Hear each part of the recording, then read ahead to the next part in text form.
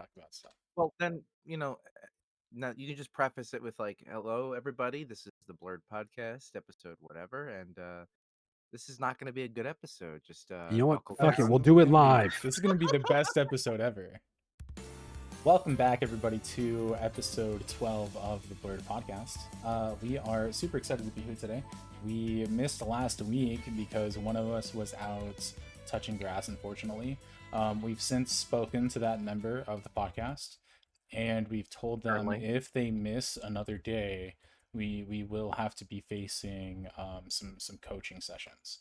Or if not, we may have to lead to termination. So There was fault. hopefully, yeah, yeah.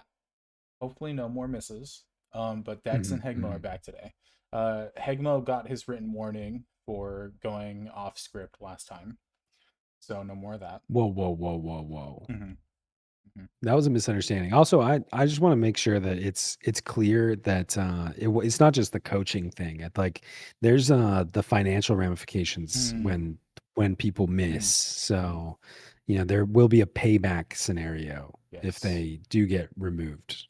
But Yes. They are fined at least 10,000 gil, but Final Fantasy 14 gil because 11 gil doesn't matter that much. Oh yeah. Yeah. No, I was gonna say when we don't do the podcast, like I lose a lot of Limbus points for the week. Mm. So like I'm gonna need somebody else to like get me those Mm-hmm. points. Yeah. Damn. Well, Dex, Hegmo, how have you guys been over the last 2 weeks? We didn't record last week, which again, my fault. But I'm glad to have you guys back today. How's it been? What have you been up to? Just living the dream, you know. Mm-hmm. Real life's been crazy and hectic, but when is that when's is that new at all? Probably not. Um and just slowly progressing through in-game stuff. I am on my I think the biggest thing to talk about is I'm on my last final stretch right now of my sentence as a Tarataru. So I've only got a few more days left. Finally go back to Galka next week. How's that experience been What a for you? sad day. It's been challenging. Mm-hmm.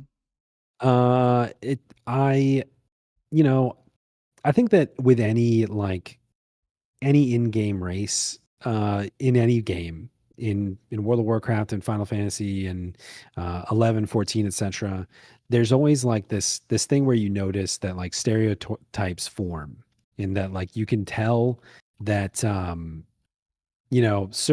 people that gravitate to a race like share a a common identity in Mm-hmm. some cases. Mm-hmm. Um, and having had to play a Tarutaru, I'm starting to realize that that isn't like something about Tarutaru that attracts a certain type of people. I'm realizing that instead, being a Tarutaru causes you to act that way. Okay. Okay. Yeah. Do you feel Um, angrier than usual? I feel angry. I Okay. feel anxious. I feel overwhelmed by everything Right. because I can't see anything in Mm-hmm. game ever. It's just like a totally different experience. Dang. Have you considered not playing with 5 Galkas or 4 Galkas and an Elven? Well, they're my friends, and like I can't just abandon them because I'm a But Taru. if they make So you feel inadequate, are they really your yeah, friends? That's why I don't play with people who are yeah. better than me. So I that think way, I think right? that would That's be why we stopped bordering playing. on racism. So Okay, yes, Dex, that is exactly why we stopped playing together. So you're just reliving the Bastock experience. Jesus. Dex, how have you been over the last couple of weeks, buddy? The sortie static, it kind of exploded, and Mm-hmm. then it's kind of piecing itself back together. We got a new Corsair. Someone changed to Dancer because our Dancer quit. Oh, well, at least you're getting stuff back rolling. It's good at least. Yeah, getting there. It's getting there. Mm-hmm. I'm not looking forward to when Shiraj is gone because Oh he's yeah. been filling in Mm-hmm. while he's been in America. Mm-hmm. Well, Other than that, it's not too bad. Um, Suddenly, all my real life buddies are like, "We're gonna play Horizon XI." oh oh, yeah, how's that been? And, I was like, "I guess I'll play." Mm-hmm. So I've been playing. I can we go and just mute Dex and remove him from the channel? Yeah, we want only retail purists here for sure. How's Horizon? You like it? Can I talk? Yes. Yeah, you can go. Yeah, you have permission. Um, It's fine. it's okay. I mean, I decided to be a hardcore character, so if I die, I die in real Oh, life. if you die, you And die. and then You say within the you first, die in real life? yes, Oh hell Yeah, yeah. they send an That's what I'm enforcer to talking your about. house. Yeah. Okay. You have to sign a lot of paperwork. Like, I just assumed that he had like an IV like that was attached to his oh computer, yeah, and like if he dies in the game, it just gets immediately injected with some sort of poisonous hmm fluid. Yeah. yeah. obviously, like cocky player from retail, I get to level 13 and then I die. Mhm. So Oh, okay. Classic. What killed you? What killed you? yeah. I was a level 13 red mage in Constrad Highlands, and I had already soloed an NM for the optical earring, so I'm like, I'm good shit. Mhm. And Of course. I pull a even match or decent challenge lizard, and I'm fighting it, and I'm missing a lot. Oh, he went And into then, like ultrasonics or infrasonics or whatever it is, well, and suddenly I hear like, "Grrr," and I like look to the left, and like one aggro's me from really far away and Mhm. links. I'm like, oh, that's not good. So I start running,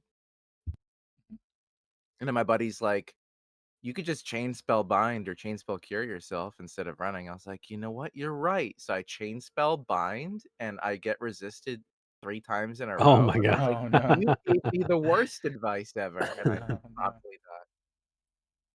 Damn. Did you But just quit after that, or did you start a new I character? should have, right? I rage quit that Yeah. day. I Good. didn't play anymore. Good. But I remade and I learned a lot. Like in retail you bring medicine everywhere when you do Mhm. activities that matter. Yeah. I was like, well, why shouldn't I be doing that? So I bring potions and high potions and a warp scroll Hmm. Nice. and food, even though I'm poor.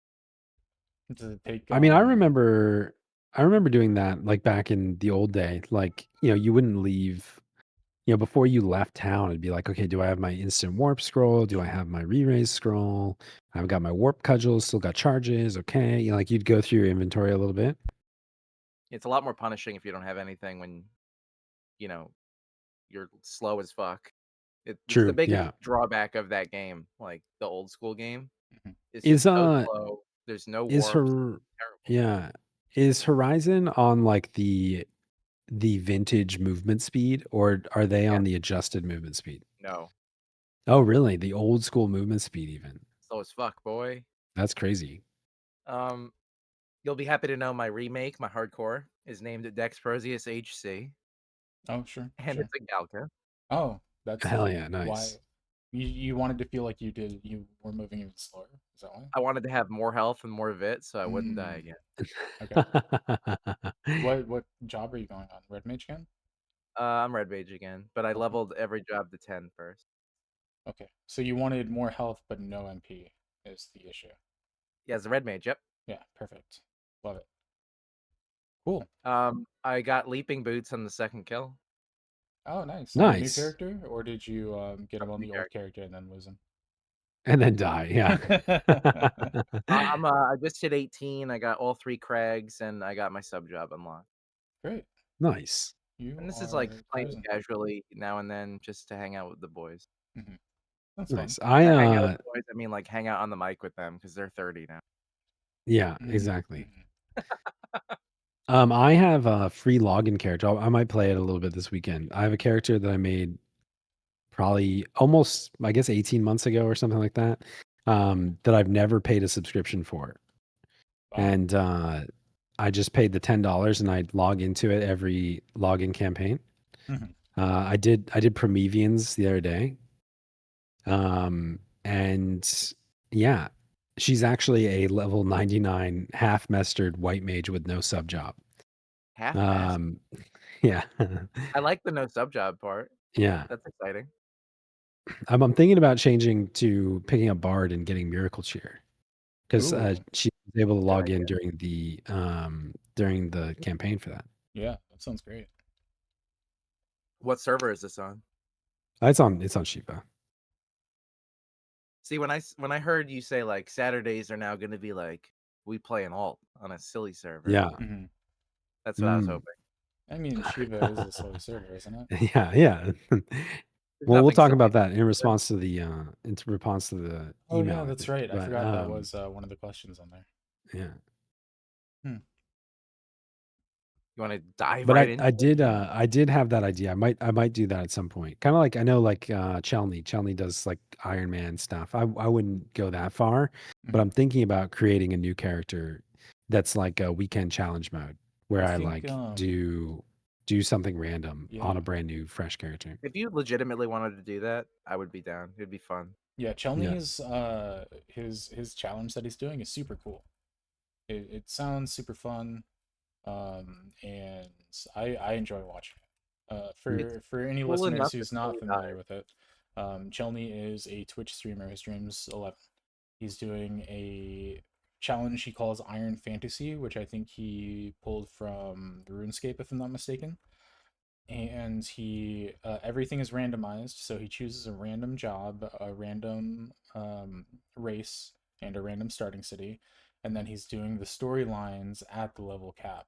So he's died several times to Diabolos. Right now he rolled a monk, and his monk is absolutely crushing it. So I think he actually made it to nice. level 75 on his monk. Um, Oh hell yeah. but it's a lot of fun to watch. I really enjoy it. Yeah, you want to dive into the emails? Big Dex, I think this is all you, buddy. I was just reading the chat and I saw Valiant say like something along the lines of like, "Hi, my name is Myth," and so it made me think that we should do some recordings like, "I'm Myth Poster Syndrome and welcome to Jackass." Oh yeah, sure, absolutely, absolutely. One of these days, I'm just gonna change my YouTube and Twitch name without like any warning. Just be prepared Like, for that. did it really like make you cringe when I read your name out like A that? little bit, yeah, but it's okay. Well, the cringe will all go away once you start making T-shirts and Oh, right, cups. right, right, right, right, right.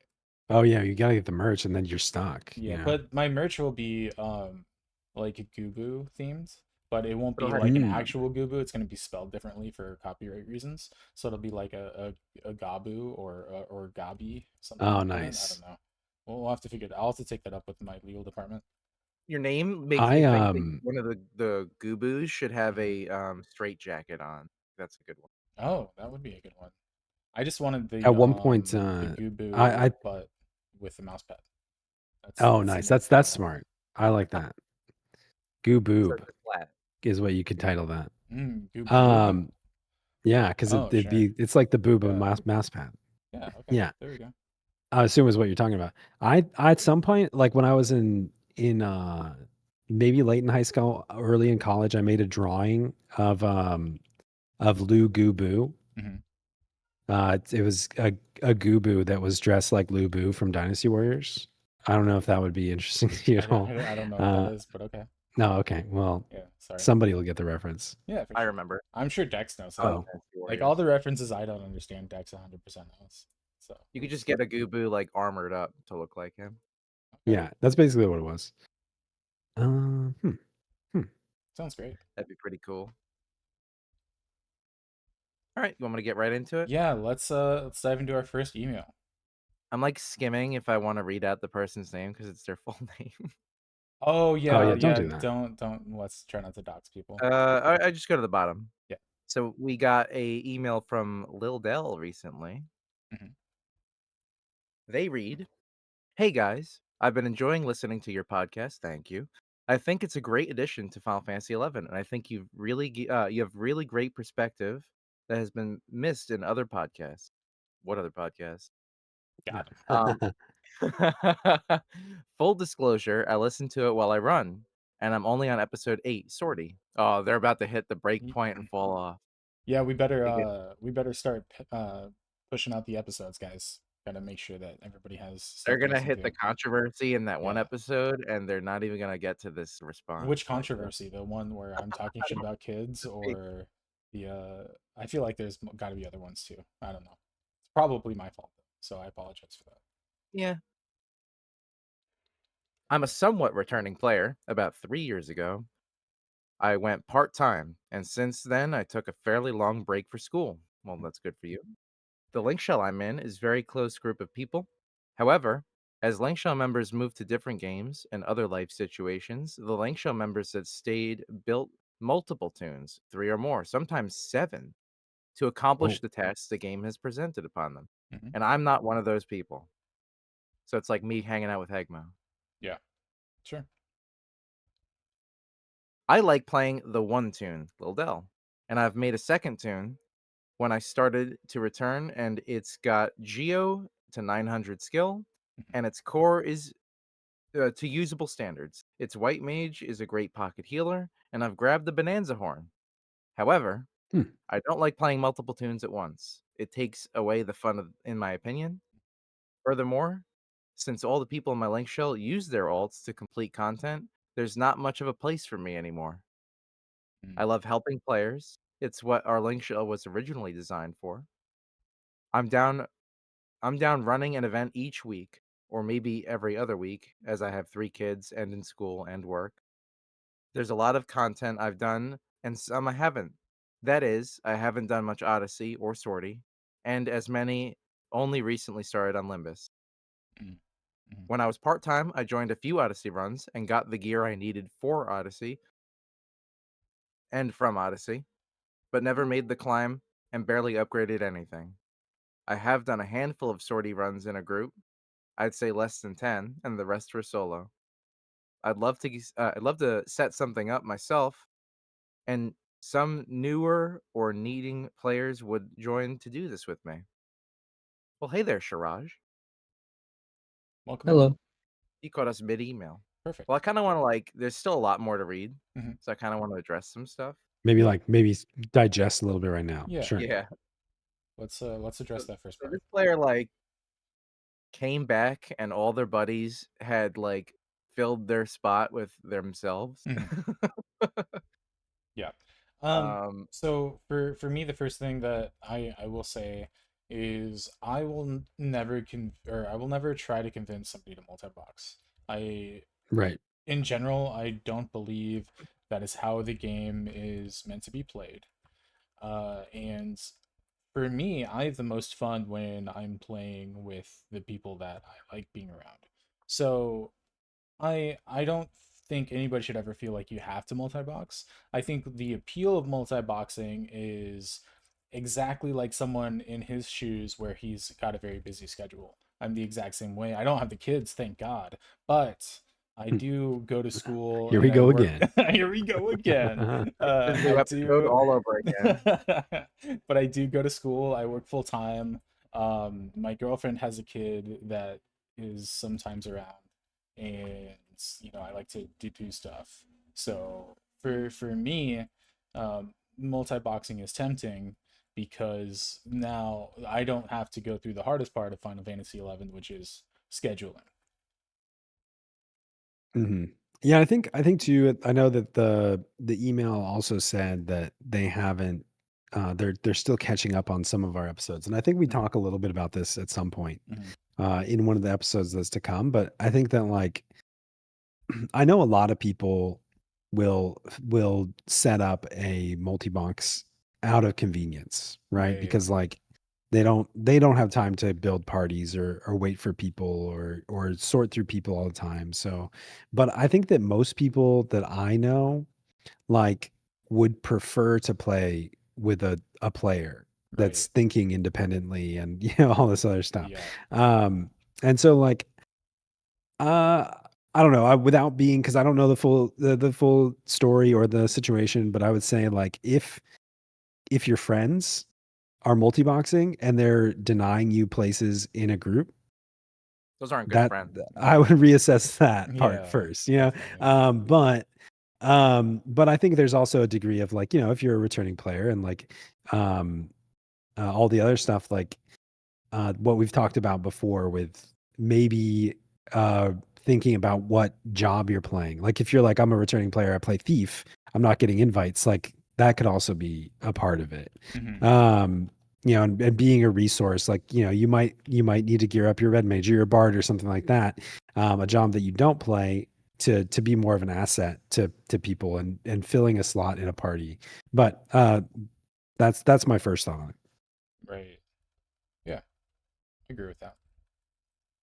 It seems like they're attempting to get into the content, but like the fact that they're on a server, it seems, I don't know the full context, but they're on a server where like their only close relationships are with these people that multi-box and don't let them in, Did so they that they're not mention able what to server they're progress. on? Not yet. Okay. I'm skimming and I don't think No worries. they mention a server. I don't know if it's Mhm. the one they're on. Okay. Cool. Oh wait, nope. It's the very next sentence. They do say they're on Ashura. They're on Azura. Okay. Interesting. So to me, it sounds like maybe it's time to try out some other link shells. And I've been on record saying this several times already. I think the Help Me Players link shell is great. If you want a group that is doing stuff all the time and they do any range of content, so that's what I would recommend first. There's always, of course, my link shell, fighting monsters with buddies. The only thing that I will warn you about that is I just put pearls up on the concierge, and I don't have any plans on running events anytime soon. Personally, if anybody else wants to, I'd be glad to help, but I just don't have the time for it right now. Your link shell, your job for the link shell is the advertiser. They need Yeah, to run the link. right, Right. exactly. I just kind of made the pearls, and it just grew into its own thing. Uh, In fact, I barely take ownership of it. I I just kind of hold the sack for or the link shell for some reason, and there we go. Hold that That's sack, it. Yep. buddy. Mhm. I'm very good at it. You know that. All right, so Shiraj or Dex, you guys got anything else you guys want to talk about as far as um, a newer slash returning player trying to find a group surrounded by people that like to multi-box and stuff? well, I have a question for you and Hegmo. Like, it seems like they've dipped their toes in multi-boxing. They got their second tune. They got all the support jobs seemingly leveled on that job, like Mhm. on that character. Um, is there like a threshold at which you were able to be more comfortable and enjoy multi-boxing, or is there like a something that made it more reasonable? Because as someone in a similar shoe to this person, I have 2 extra characters. I drag them along. I hate them, and I don't like working on them. Mhm. And they are just my buff whores. They give me buffs, and then they die, and I do the content. I mean, that's kind of the point of multi-boxing, right? Is that you have other characters to buff you so that you can play the game without waiting for other people, you know? Yeah, Without being I like think a too lot of in-depth in it, times, I would like say what like Myth was tools, saying right? with Sorry. the convenience factor of it, right? Where it's like, if you have a really busy schedule, if you have, school and whatever, and like this is the game you want to play, and you get home from work and you've got a 3-hour window to get stuff done, like it's not always convenient to like build a party. So like, I know a lot of people that have done it just because it's like, well, I don't have time to like coordinate and do all this other stuff. My schedules that are reliable, so I can't create a static. So it makes sense for that in that sense. Um, I think that like there's also like a streamer bias to a degree. Like I know there's a lot of people that stream that multi-box. Um, and there's inherent risks with that, but I think that's also a convenience thing. Like when you're sitting there trying to be entertaining and you're just sitting in Mahara waiting for the ambuscade party to fill up for 45 minutes, like it just there's not a lot you can do. So like um I don't know. I think that there's a variety of things. I've as far as like a break point where like it became or it can become, I think that depends on the person. You know what I mean? Like That's fair. and how you're playing and everything else. Like I know a lot of people, and I've heard the same thing, and probably what this guy's experiencing, or this person's experiencing, where they've tried it and they don't like it, and that's entirely fair. Like it's not maybe adding more isn't going to solve whatever you don't like about it. Um, And yeah, like Myth said, I would never venture to convince somebody that it'll be better when you just do a little bit more, like, Right. just keep taking the drug and you'll like it eventually. But no, like, like, Yeah. uh, just if you don't like that style of play, then find another way to play. Yeah. I kind of agree with what both of you said, and I agree with what Myth said in that I don't think multi-boxing was ever the intention for this game, and it's just become like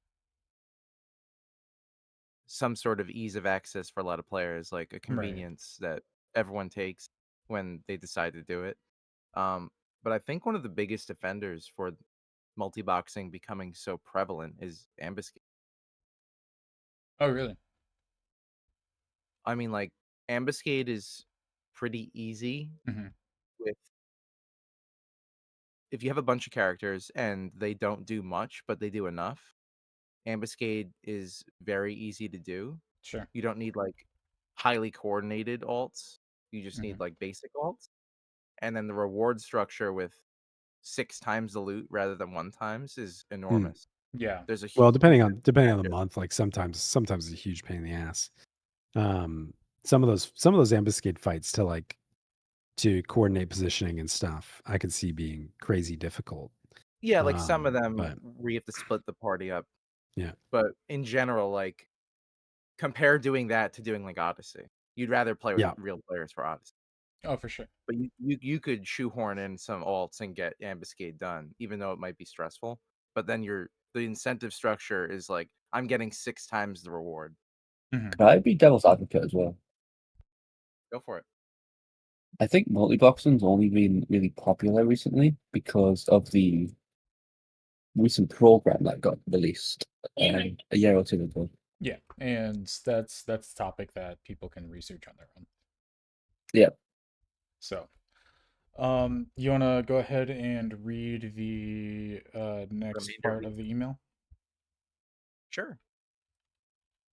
So I cut off here intentionally because I read the next part. It says, "So here's my real question: mm, What server should I be on? Mm, Currently, I'm on Ashura, and the shouts from all the RMT bots drown out anything I shout for. There are things to fix that. there are. As I'm willing to switch to a different server to enjoy playing again. I feel like Ashura is so overpopulated, it's ruining any attempt to do anything not solo with alts. Also, is there a link shell I can join that will allow me to actually contribute? Yes, I'm mostly asking about one of your link shells, as listening to you all sounds wonderful, and that is what I'm all about, helping others and or failing together and not losing my mind over it. Yeah. Listening to you all, I'd like think my gear doesn't matter much, so I won't list it here. If you want to know specifics, I'll gladly list it out. But I will say I have Red Mage Dancer Core, Paladin Ninja Monk, Dragoon Bard NGO, no Idris. That have done Wave 3 Dynamis, and those plus Thief Summoner Pup and Rune all have finished all but Omen. I have all of my 8 Mog wardrobes full. Well, of course you will with all those jobs. I'm not mm, looking to get more gear outside of AF Relic Empyrean and upgrading the Odyssey gear I have. The biggest problem I have is everyone on Ashura just buys their wins and or has a static, so I have a hard time joining anything. I've tried a couple link shells from the concierge, and while I was able to help individual players with questions, I literally sat in my mod garden and just did that. I wasn't able to play. Do you have Mm, any suggestions on servers? And are any of your link shells looking for a member like me, a busy dad that is in school, works, but will have a little time for FFXI when I can between classes and work? Any advice would be appreciated. Thank you so much for the pod. It's so fun to listen to and helps with running so much. Also, thank you for taking the time to read this. Thank you, Lil Del. cool. Yeah. Thanks for the email. That was a We really mouthful. appreciate that. mm. Um, Hegmo, what do you think about servers and which server is a good spot for a person looking for a group? I mean, I think that we've talked about this a lot Hmm. relatively recently in terms of like um, the different server cultures and stuff like that. And I think Ashura kind of is um, an exception to the rule because, like, for whatever reason, at least from what I've heard from other people and in communities, there is like a monetization, a much larger like merc culture there. But I think that you can attest to, and Dex and Shiraj, that like there's also a lot of stuff that happens outside of that. You just have to find it. And I think that's my general answer is that like I don't think I don't really think that there's a server that's better or worse for anything. Like, I think that people in general are the same everywhere. Mhm. And I always I always want to promote and I invite people to come play with me. I play on Shiva, which is like a smaller, maybe medium population by comparison. It's medium. And I think that we do a pretty good job here of like we have a link shell that's full at times. We have a lot of dynamics, vagary, etc. going on. But like admittedly, we also have all the same problems you're talking about, where that a lot of the established groups are either they're one way or another, I'll say, a static that has formed their group, and people are afraid of changing things because once you've formed your group and you're comfortable, you're doing your 8 boss sortie run, it's a risk to change that until you have to. So like I think that playing an online game, there's always going to be that aspect of like tensions to get into an established group or form things up or whatever else. But I don't know. I would be hesitant to say like, oh, transfer to Shiva, transfer to Bahamut, it'll solve all your problems, because there'll just be new problems there. And maybe some of the same problems. But I don't know. I think that at the end of the day, like you were saying, Myth, and what we've said when we talked about it before, is that like finding your link shell and finding the people within that link shell that you play with is much more important than finding your server. Yes. You just have to find the people that you really relate to. Yeah, I'd I agree would with say that these kind of experiences, like the thing that they laid out is kind of like the bad rep Ashura gets. It's kind of like the stereotypical rep where they have this, that. Mhm. whether it's an assumption or a fact, the people that they seem to be playing with have given them the perception that everyone buys their wins and they are into the merc culture, which is prevalent on our server. And these people are all multi-boxing and they don't help anybody and fuck. And to a Um, degree that exists, but not as much as of people course think. that exists, and I was going to say, like, when you get enough people, like, it just feeds itself, right? Mhm. So there's a large group of people, which incentivizes more people to merc because there's more buyers or more people willing to do it, and there's a larger server, so there's a bigger economy, so there's more money, so do that for money and yada yada. It all feeds itself. Mhm. Um, but we are on Ashura, and I have quite the opposite experience of this player in that uh, I've been able to meet up with people, progress through content solo without multi-boxing. Mhm.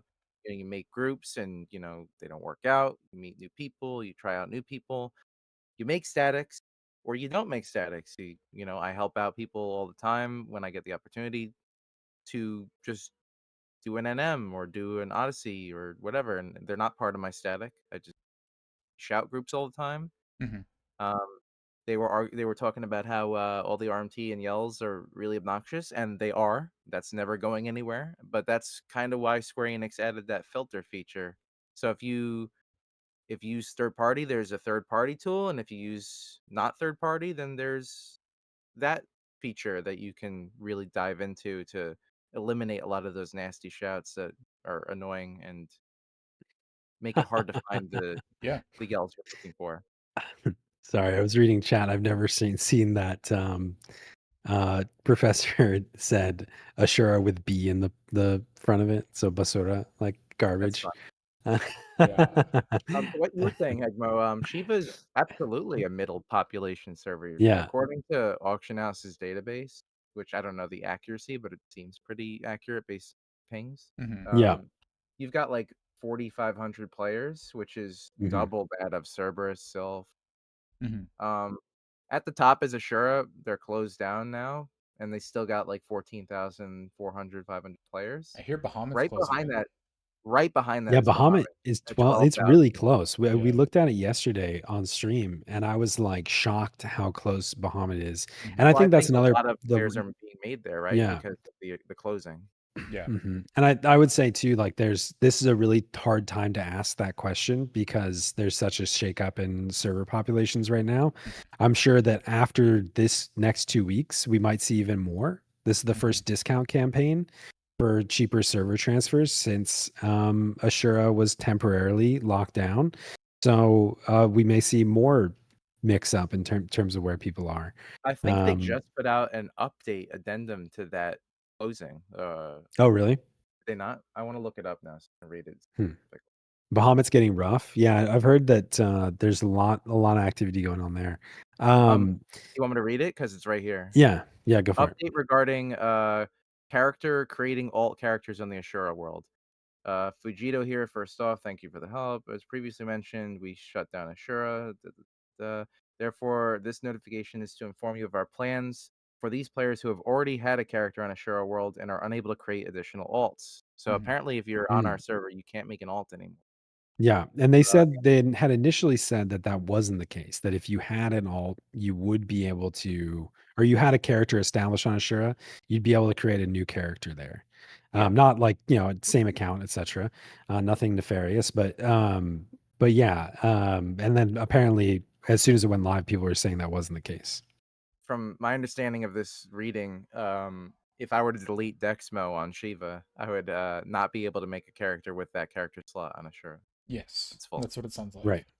The implementation of this measure requires server settings, various adjustments. Essentially, we plan to increase the limit of the number of alt characters that can be created. Even though we anticipated players in the Ashura world would create more alt characters once we made the announcement, the available character slots filled much quicker than we expected. Oh, weird. So they had a limited number. Yeah. So all the RMT just bought a bunch of They were like, placeholders. we gotta get yeah. in I mean, now. yeah, that makes Yeah. sense. That makes sense from a business standpoint that they would be jumping on that. I don't know. Interesting.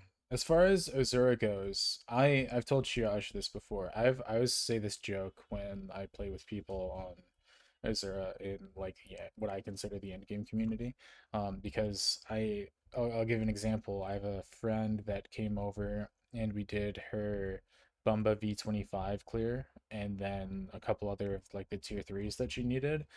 And let's say we finished those about 3 weeks ago, and today she was like, well, I don't like Azura, I'm going back to Bahamut.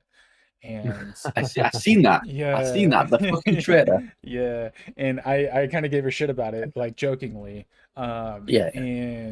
And I was like, one of the reasons she mentioned was that the community on Azura is toxic, and I was like, well, yeah, you got to understand, there's 30 endgame players on Azura, and we all hate each other. It reminds me of the good old days. Like, that's why I'm here on Azura, is because it's just like Sylph back in the day, where like when Abyssia and Sky was a thing, like everybody hated each other. Everybody's super competitive. Yeah. Yeah, like trying to sabotage each other and Right. And To your points, I feel like. Oh, I'm sorry. No, go ahead. I feel like every server is going to have multi-boxers, and every server is going to have statics, and every server is going to have these kind of problems that this viewer is having. It's just on the higher population servers, you'll have the trade-off of I have more opportunities to meet people who are solo, but I'll also have more merc culture and these annoying things that go with it. So it's like you have to pick your poison. Do you want to play on the really high population server where you might have more opportunities to meet people? They might also be idiots who buy stuff and don't know how to do anything. Or you Can I be go to honest? the middle population server where Hegmoh's at, and there's less opportunities, but you can kind of still find a great community, and there's still plenty of players where you can, make friends and get content done. Or you can go to a low population server and you'll probably see more multi-boxers, but I'm sure the same opportunities are still there. Still 2,000 people at the bottom, even 3,000. Like, that's not low by any means. What were you gonna say? Yeah, I mean, I Josh? think well, go I'm ahead. sorry. Go ahead. I was going to say, I don't think this person's problem is multi-boxing. I just think he can't find a group. And I think multi-boxing is kind of like the scapegoat.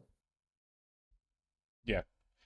I think a lot of the player conception um is like when they see a person multi-boxing, instead of, oh hey, that's somebody that is like, doing their own thing because of whatever reason. It's more of like, hey, that person is taking away something from me because now that's one person that I can't play with, or some other reason. Yeah, but it's like the chances that they were going to play with you anyway is very slim to none, Yeah. And I'm not saying that's I right don't, or wrong. I just think that's something that happens often. yeah, almost every multi-boxer I know would kick an alt for a real player. Almost every single one of them I know. Yeah. I think that's So pretty fair. Doing the so podcast I, with you. I think if someone is saying that their alts never get kicked, Mhm. I would say that speaks to them, and either something is going on, or they're not telling the right information. I do think Because it's almost really shitty of their friends to have these alts and then they come back to the game and they're excited. Like if my friend came back to the game, I would be excited and I want to Mhm. play with them. And then they're like, "Nah, we got our alts. We can't let you in the party." Like that's just Mm. ridiculous. yeah, I can't. That's the thing. Like that might be happening, but that's such a weird and like hard thing to imagine. Because Yeah. why would a friend Yeah. do that? Well, I mean, I can say like from my perspective at least, like there's only so many slots in my party that I have. You know what I Mhm. mean? Like maybe like just by nature of like I stream and like I think we all have a lot of friends that used to play. And so like, I'll have people come back intermittently throughout the year at different campaigns or different parts of whatever's going on in their lives. And like I can't let everybody play in my party because then I'd have a 14-person party. You know Yeah. what I mean? Like, so there is limited space, but at the same time, like I totally agree. Like, at least from my perspective, um, I can't say like I would always like because I'm very selfish, right? In terms of Mhm. how I play the game. Like I I would be very hesitant to be like, okay, yeah, let me kick my bard so that you can play Puppet Master. That's never going to How happen dare because like you? like I want to play. Mhm. I want to have like whatever. But if you're saying I have my 4-song Honor March bard, I'd love to play with you, and I'd be like, absolutely. You know what I mean? Like absolutely, you can take that spot. If Mhm. you're giving me what I'm giving up, um, for Even sure. if it's But slightly weaker, like it's still going to be yeah. close enough. One of the problems as well, and I don't think I've heard anyone speak on it. It's not even like the multi-boxer's fault. It's actually Square Enix's fault. Like unironically, How so? because look at the way the content is designed. It is a 6-man group content most of the time, and most of the time you have a 1-day entry. Mhm. People aren't going to want to waste their key item with a potentially new player who's undergeared. You're not Mhm. going to do that. If you have a 1 key item per day, why would you waste that? You want to get max efficiency. You know that you can get the best efficiency possible with your alts, who are best in slot. You That's know, true. so I think we either need more alliance content or just remove the 1-day lockouts because it does hurt other people. Yeah. And I Well, don't think that's a um, multi-box fault. Limbus has really solved that. As much as Yeah, we hate Limbus, Limbus is great for that, honestly. I just think Limbus isn't rewarding enough or has enough depth to it and is a little too grindy. It Yeah. forces you to I play it. I agree. But from the design standpoint of Limbus, the way it currently lets you go in whenever the fuck you want, Mhm. dip in. I've seen more people group up for Limbus than like ever. Like Limbus is like a thing that is great for just Mhm. throwing together a ragtag team, and it doesn't matter how potent they are. You want to get in Yeah. and get out. You don't even need a full group either. You can just go with like 3 or 4 and No. it'll still But I be think substantially better. from that standpoint, they've really hit the nail on the head, Mhm. and they just need to fix it. Yeah, there's Yeah. actually 2 people shouting for Lumbus right now. Oh, sorry. I mean, I will say though, like I do see this question asked a lot. Like somebody in my link shell was asking me Mhm. recently. I see a lot of people, coming back to the game, trying to form groups and having frustration finding people, or like, even, and it kind of baffles me sometimes because Mhm. I'm like, I'll look at a link shell that has 64 people online, um, and I'll look at my DMs of 12 different people over the course of a couple months asking me if I know anybody that's interested in sortie. And then when somebody asks publicly, it's like nobody responds. You know what I mean? Like, Right, I know you're right. all looking.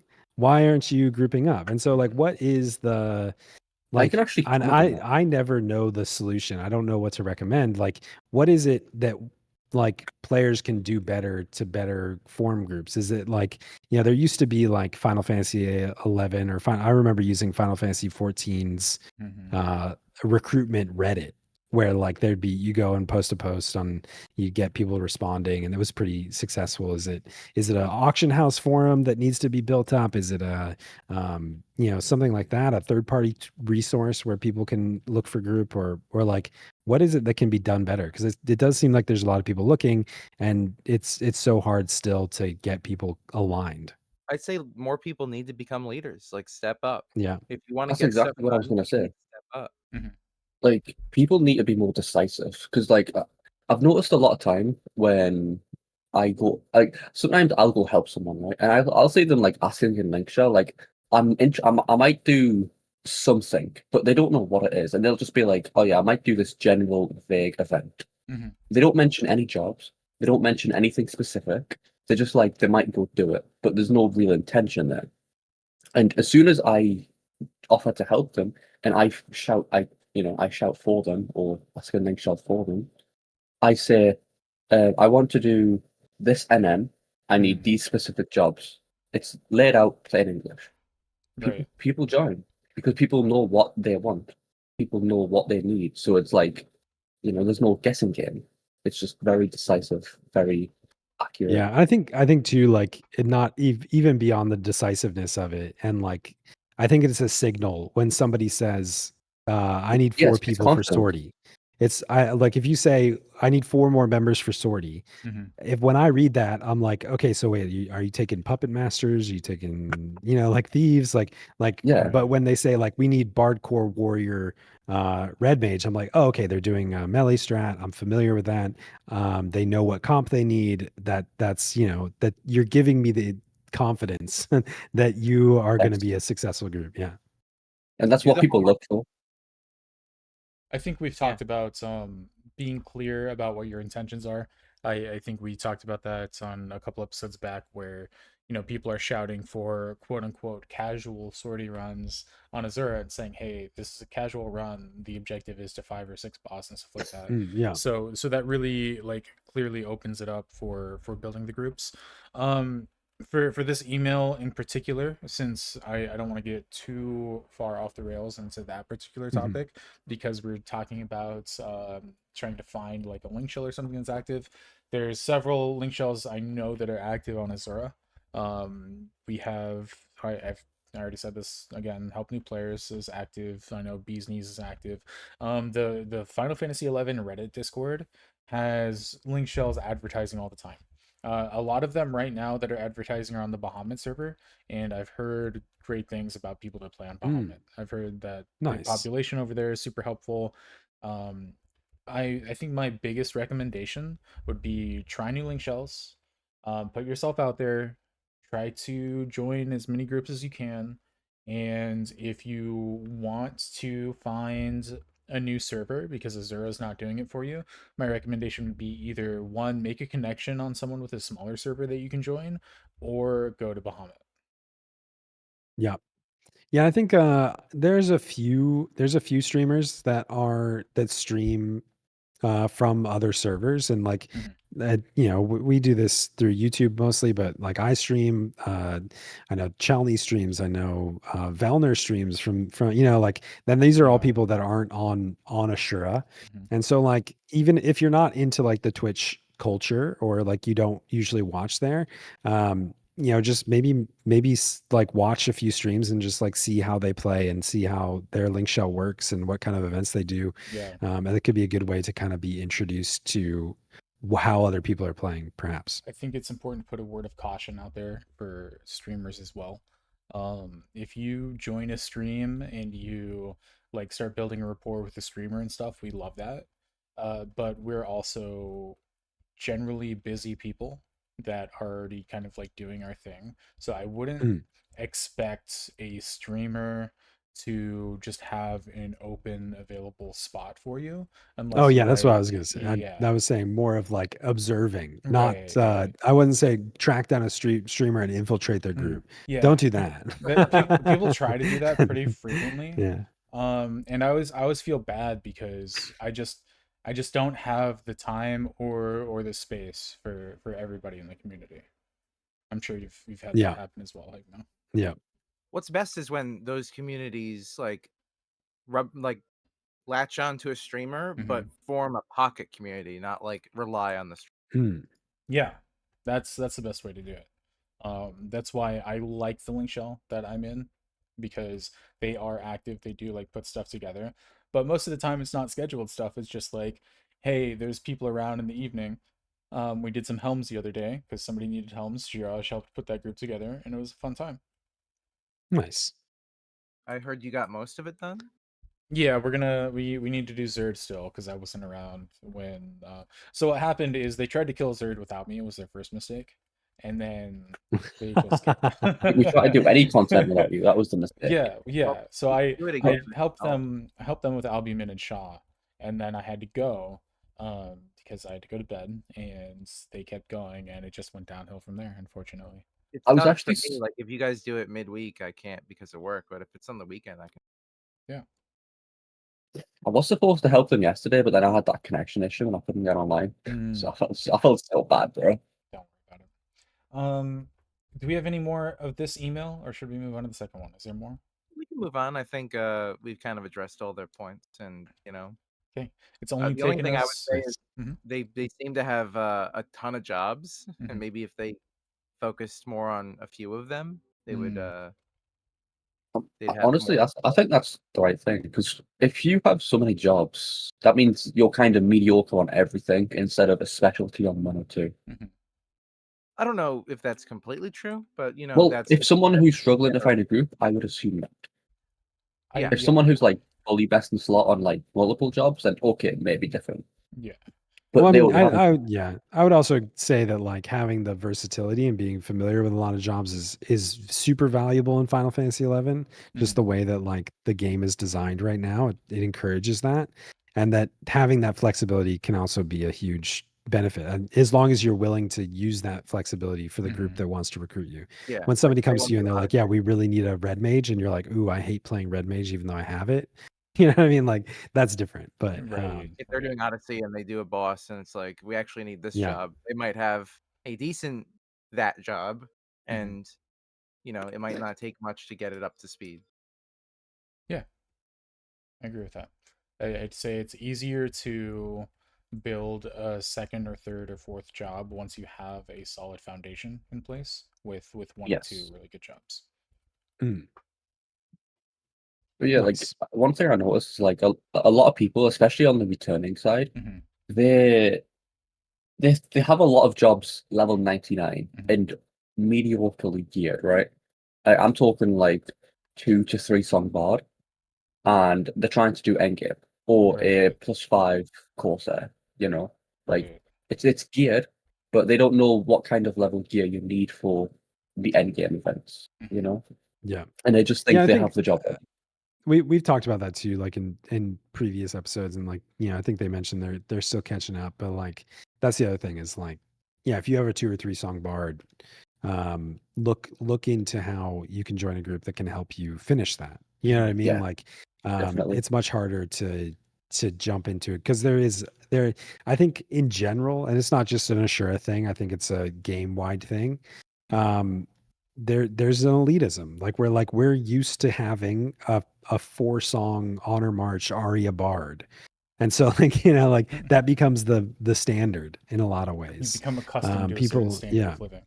Yeah. yeah, people are used to having their Rostam regal necklace corsair. They're used to all this other stuff. So um The content's being also willing gotten to build harder those than what it up, used to be. get the gear. Yeah. You said the Like, content has gotten harder. yeah, because like think of how like these players are returning players, right? Hmm. So very likely they play during Abyssia or 75. Most of the time playing was leveling up. So Hmm. it's like you didn't really have to use best in slot for just that kind of Yeah. content. Right, right. I was gonna say the But if you, content I think has gotten easier, but that was compared to like when V20s had just come out and stuff like that. I'm talking about like back then kind of content. Yeah, Yeah. like most of it was just leveling. So Yeah, I you know. gotcha. Okay, let's go ahead and dive into the second email. It only took us an hour to get through the first Yeah. email. Yeah, I was just laughing at Roten saying, what's the so episode about?" what's this episode about?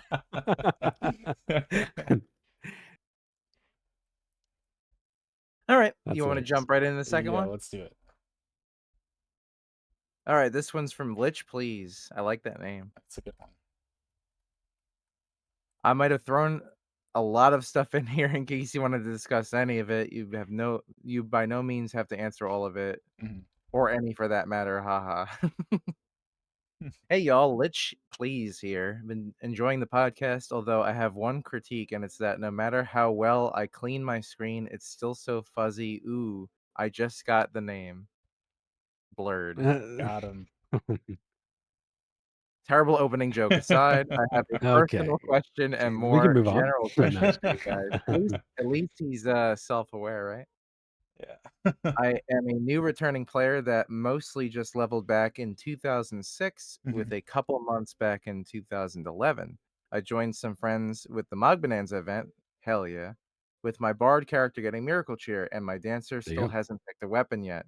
So far, the Miracle Cheer has carried my bard up and through 2 bosses in Sortie, VD Ambuscades, some Odyssey, etc. In your opinion, how viable is it to skip the G-Horn Dower Dabla and go straight for a Prime? Ooh. I'll answer this right away, so Yeah, we don't have don't to do get it. bogged down on it. Make your other Yeah. stuff.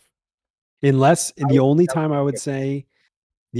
say that is acceptable is if you have a exceptionally geared red mage and that's what you're using to do Ammonon, and then you're doing Bard next, and you're like, fuck it, I'm just gonna get a stage 5. You I'll know go what as I far mean? as to Like, say yeah, not just Red Mage. Like, yeah, if you're playing in a 9-boss Sortie group, you have geared enough of a character in any means to just make the Dower Dabla or the Lona Shade. true. Yeah. And just keep in mind that you have to stage 5 it to skip Dower Dabla. Yeah. Yes, Yeah. You have to get it a all the hard way to the requirement. very end. Yeah. means you have to Because go hard on otherwise that. you're still 3-song, you're still, yeah. That is a very niche player. That is a very like Yep. 1% and 1%. Like, I'm doing Odyssey, so I'm doing Sortie so good. I've probably already finished all the Odyssey shit, and I don't have Bard, but I want to skip all the bullshit. And Right. that's not seemingly what this person, Lich Please, is. They have Miracle Cheer, they're working their way up, and they're actively playing Bard. Whereas typically someone who makes a Luna Shade or Lathna Shade, however you say it, Yeah. to skip these weapons doesn't have Bard at all and opens with that. I do think that is a great way to start Bard, though. I think Miracle Cheer is a fantastic choice. Yeah. No, absolutely. I think they're doing the right thing. I would say do not skip. Having Miracle Cheer, you can put the G-Horn to the side for a long time, but rush the Dower Dabla. You want that extra song. Yeah, 4 songs is gonna be very, very potent. All right, so with the REM gear being very good on Bard, a Moonbow Whistle +1, a Miracle Cheer, it seems doable. You still want that extra song. Maybe the Sortie grind hasn't fully set in. That will take you 6 to 12 months, depending on your group. Yeah. As well as the fact that most groups, especially up and coming groups, won't even attempt Ammonon. So it's like hard stop. You're not getting it. I think Also, as like a side note, if I may, I think an interesting thing to me is I think all of Sortie is clearable with just the Miracle Cheer.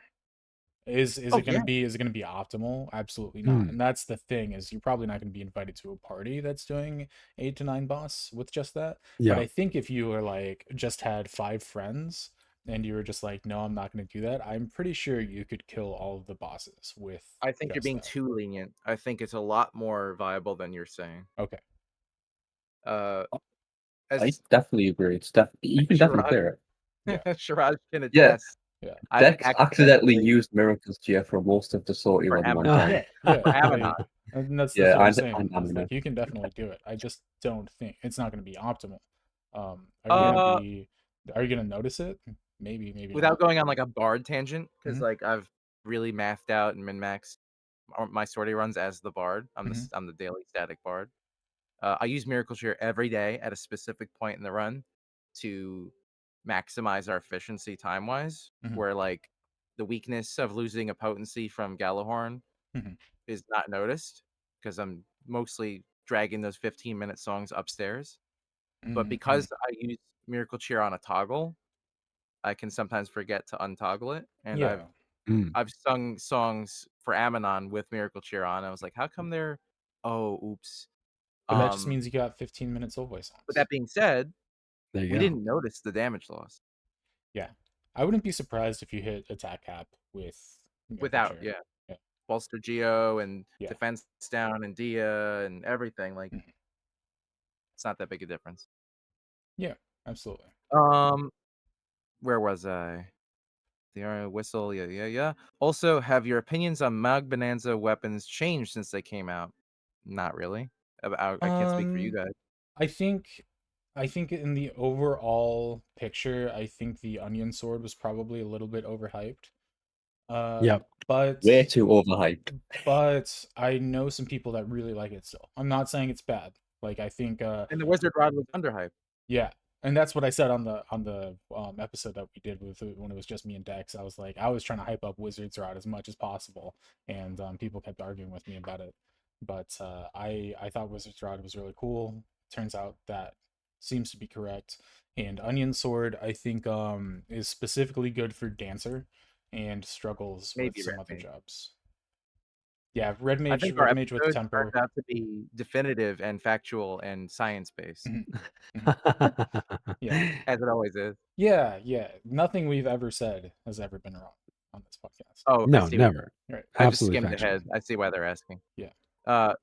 None of the options for Dancer feel very fun. So unless I pick the Onion Sword, I'll probably jumpstart on another job with it. I would make the job first, and if you like the job, then other than the Miracle Cheer, which is kind of job defining, the other ones are kind of job supplementary. So if you don't feel your heart is in it on the Onion Sword, then make another job first, and then down the road you might want to make the Bonanza weapon for it. Having the coupon sitting in your pocket isn't going to be a problem. Yeah, You know what I think I totally agree with that in that like you do have something, and like granted if the weapon's not like really, there's nothing that's really calling to you, then it's whatever. Like there's doesn't have that much value in holding it. But at the same time, I would say like you're potentially picking something that you could never get again. Yeah. Instead of something that is, it may be going to be 100 million gallon investment and a few weeks of your time farming for Dardabla, but like you can get the same, more potency, more songs, which is versus trading off a little bit of duration, by just doing the work and getting Daredevil and Yallarhorn, which you're going to be using. If you're just now starting Sortie, you're going to be using those for 6 to 9 months to get to the point that you get Launachet. So like, just it's worth doing it. I think going back to the question, do it. Yeah. I still have one coupon that I haven't used. And Yeah. I'm just sitting on it. And I'm not really in a rush to use it either. I know this player already has a Miracle Cheer and is asking if they should like ever get rid of the Miracle Cheer essentially. But just as an aside, like a word of advice for people who are looking at still using their coupon, like I am a big Miracle Cheer advocate, but there's a caveat to that. Like you will make enemies. There are some people that just will not have it. Like I said, 30 people in the endgame community and they all hate each other. Some people are like, why are you using Miracle Cheer? Like that's stupid. It's weaker. You're an idiot. I hate you. Dex is like, it's ended friendships. It actually has. It literally has. It's so stupid. Yeah, it's ridiculous. Okay. Can I hype up Wizard Rod? Hell yeah. Yeah. Okay. Hell So yeah. and Tyrion just said Wizards Rod Bro, in chat. So Wizard Rod allowed my Scholar on Ongo to hit cap damage. Oh wow. What? That's crazy. I hit a 99k nuke on an Ongo V25 off Scholar. No, I don't believe you.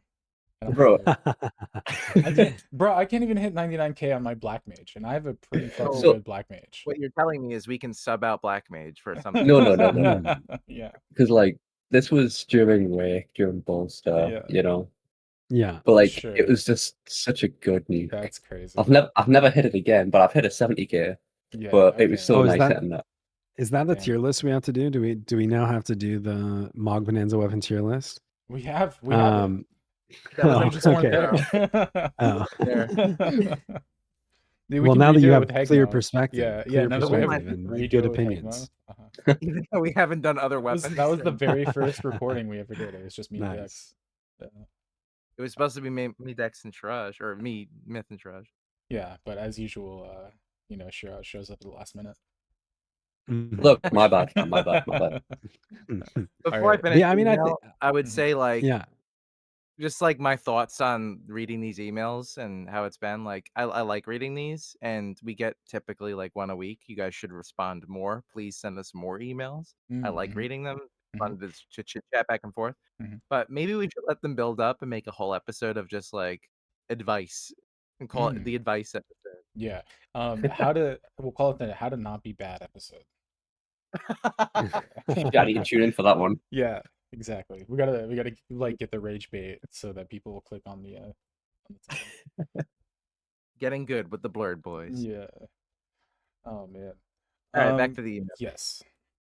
My general question is about the new player experience. I Mhm. luckily have had some previous experience with some friends to ask for help, but even then, there is such a lack of guidance in the game. That is part of its charm, but for a new Mhm. player, it seems beyond overwhelming. With popularity in FFXI surging relatively, and other clear attempts to Square Enix to try to bring people into the game, what are your opinions on the new player experience? Does the game do good enough to Mm. guide players through records Mm. of eminence, which is the closest to using an in-game tutorial log that we have? Mhm. Should they implement some tour guide options or opening quests that walk you through accepting missions, exploring the quest and mission log currencies, etc.? Obviously, like that's a no-brainer. Yes. Yeah. Should they add more dialogue to significant quests like limit breaks to be more clear on their significance and objectives? Mhm. I mean, these are all great suggestions. Mhm. I know for a fact that Square Enix has said that they would like to at some point assess the new player like introductory steps. They're Yeah. not significant enough. They're not adequate. As a new player starting up, it's impossible to tell where to go. There's no waypoints, no like bright yellow line guiding you to where to go. Not even on the Right. radar, really.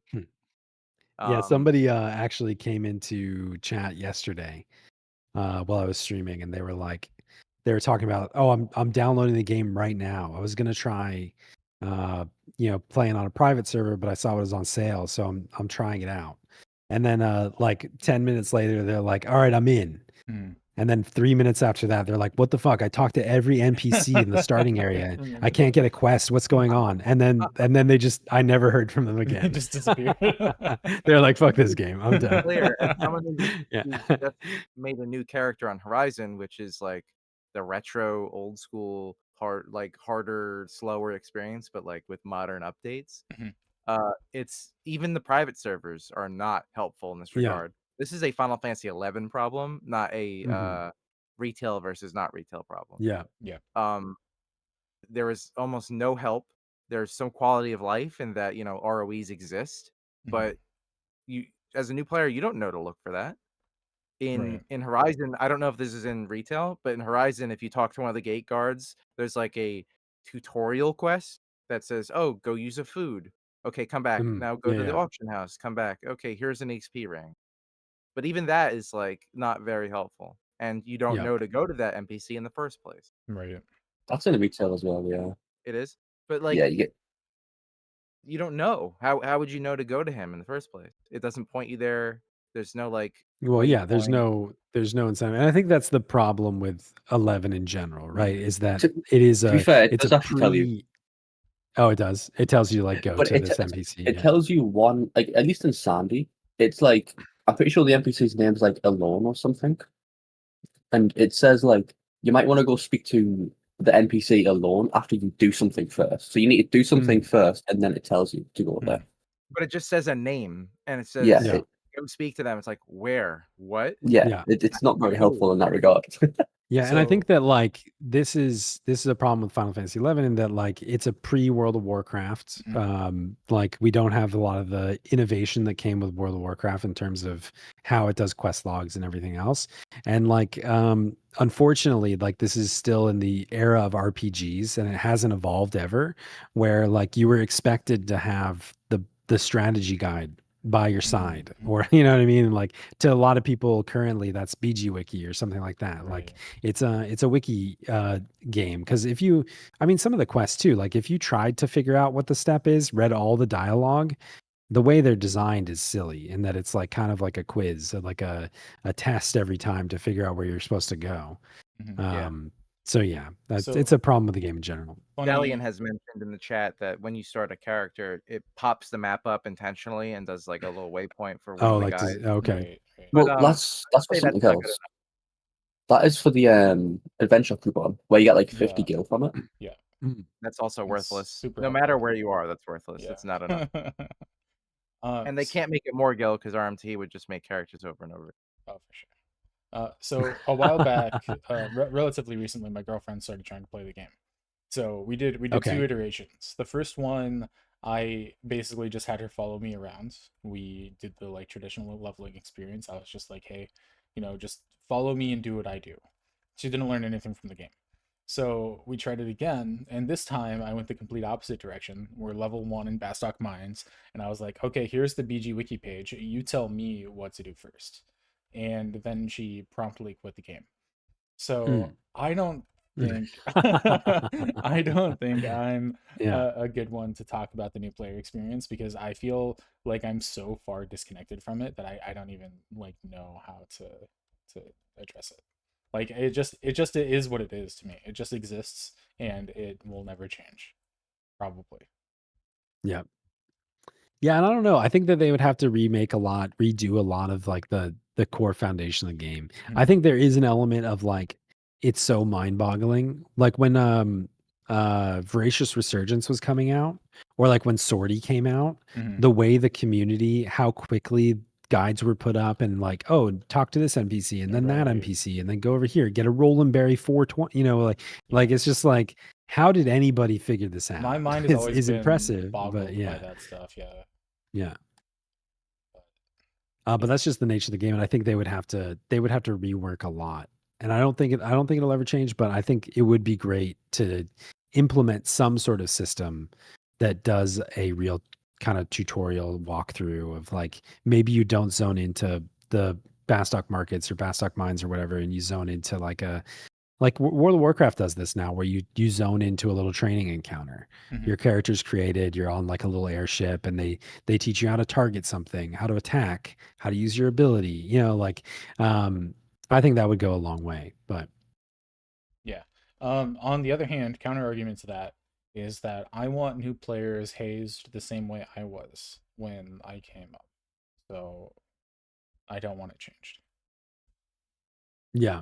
No, I'm just kidding. I don't know. Like I can't really say whether it'd be better or worse if they changed it. I can speak from Myth's experience that he loves being hazed. I do it every day, and he hasn't murdered me yet. Yeah, we're still friends. We talk at least once or twice a week. So we got anything else for this email? Is there more? Yeah. Okay. It's a little bit more. Okay. Well, yeah, let's keep going. We're only Outside of the almost game. Yeah. Go ahead. No, go ahead. We're almost over. The episode's almost over. No. We're almost to the actual episode. Outside of the game, what resources would you recommend for assistance? There is FFXI BG Wiki, FFXipedia, as far as I'm aware of, plus random Reddit threads. When I'm looking for a gear guide on the wiki, and the guide is outdated, but the thread is 300 pages long with people actively discussing, Yeah. where in those 300 pages is someone supposed to look for the useful information. Right.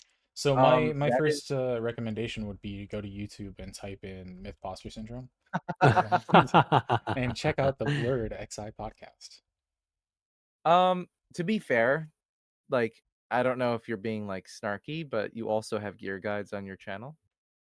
Well, Yeah, I do link gear guides. Not so much It's gear true. guides, but Yeah. like job guides. Yeah, I would say. I always link gear guides. I always find it funny because I'll put out a job guide that's meant to be a playstyle guide, and I'll always link at least one, sometimes two different gear guides for the jobs, and then people will ask me for gear guides, and I'm like, dude, I literally said in the video that they were going to be in the comment or the I think they're totally right in that there's the wiki, the other wiki. Mhm. Yeah.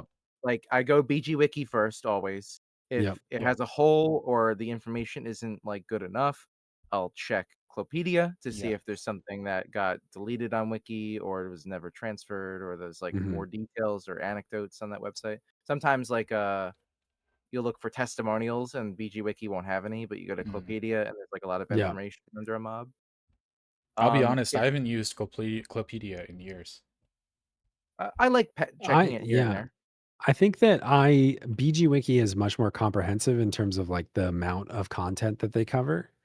But sometimes there's like it just doesn't have that, like Dex was saying, it just doesn't have the answer. Mhm. And for whatever reason, FFX Cyclopedia still has like more accurate, more in-depth information on some topics. Mm. For better or worse, BG Wiki is propped up by a bunch of community members who fill that information in and Mm. maintain the website. And there have been instances of players feeling slighted and removing all of their contributions and Right. leaving pockets on the website. Is Yeah. Clopedia different? It's not a editable Uh, resource? I would, without knowing better, I would say that Clopedia is an older website Yeah. and is not maintained and therefore is kind of a time capsule. Okay. So it's just not, it probably was edited by people at some point, but probably not these days. I think it's still edited by a smaller group of players because new pages pop up when new content comes up, but like Mhm. no one's going back and editing old things. Mhm. Whereas on BG Wiki, that does happen Mm.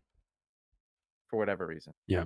I think To like a lot of times there's like you said, one thing to check is always the discussion pages for stuff, where you have more testimonial kind of information on BG Wiki versus like the article page Mhm. can be really helpful. The people dropped a few names in chat. They said something about killing Ifrit and the old school stuff. Killing Oh, Ifrit. What was yeah, the other yeah, one? yeah. I miss a lot of the old websites. Yeah. I Back when mean, BG Wiki was not a wiki, it was just a forum. yeah, Mm. BG is one of the OGs. It used Oh, to be Alakazam. it used to be Blue Alakazam. Garter, and it Yeah. was quite different than what it is today. It's turned into something super helpful. My number one resource, I would say, BG Wiki. The we're gonna address some of the stuff that is said on the auction house because that's kind of what our topic is today. Yeah. Kind of pitfalls to watch out for. Do any of you guys use the Japanese wiki? I have used that Ooh. to do some deep dive information. That's more of like Are you referring to the database or I think it's just called JP Wiki. I don't know what the exact website is. no, Normally I just haven't. click a link. I'm Yeah, sure I haven't used Shiraj it uses it. before. I use it for many things, yes. Yeah, so that's what I would consider to be a higher end resource. You have to know specifically what you're looking for because you're gonna have to translate a lot of the stuff yourself. The translates are often really rough. Yes. And this is the kind of stuff that you're looking for if you're trying to look for say like mob specific stats that you need to thresholds that you need to reach for higher end fights. Oh, nice. Stuff that you need to look for like mathematical equations.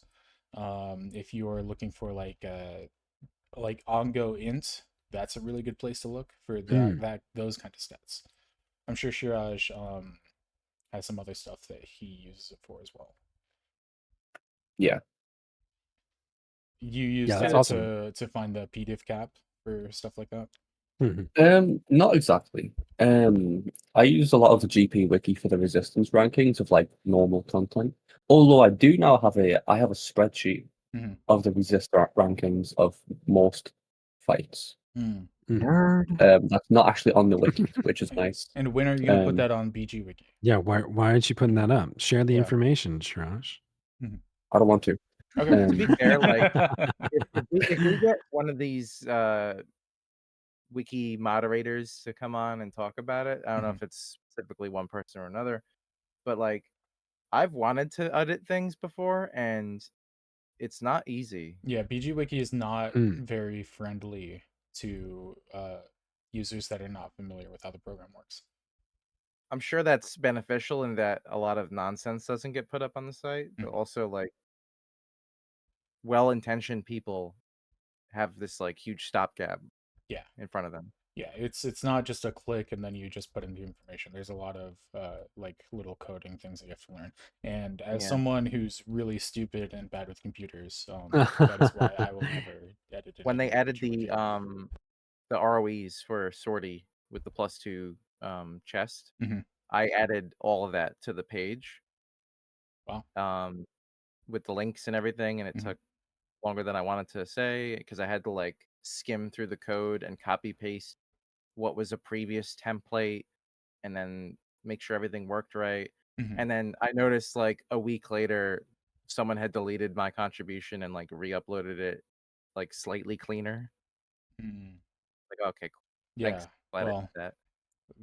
I guess the lesson there is do it right the first Don't time do it. and that won't Yeah, that's happen. true. Yeah.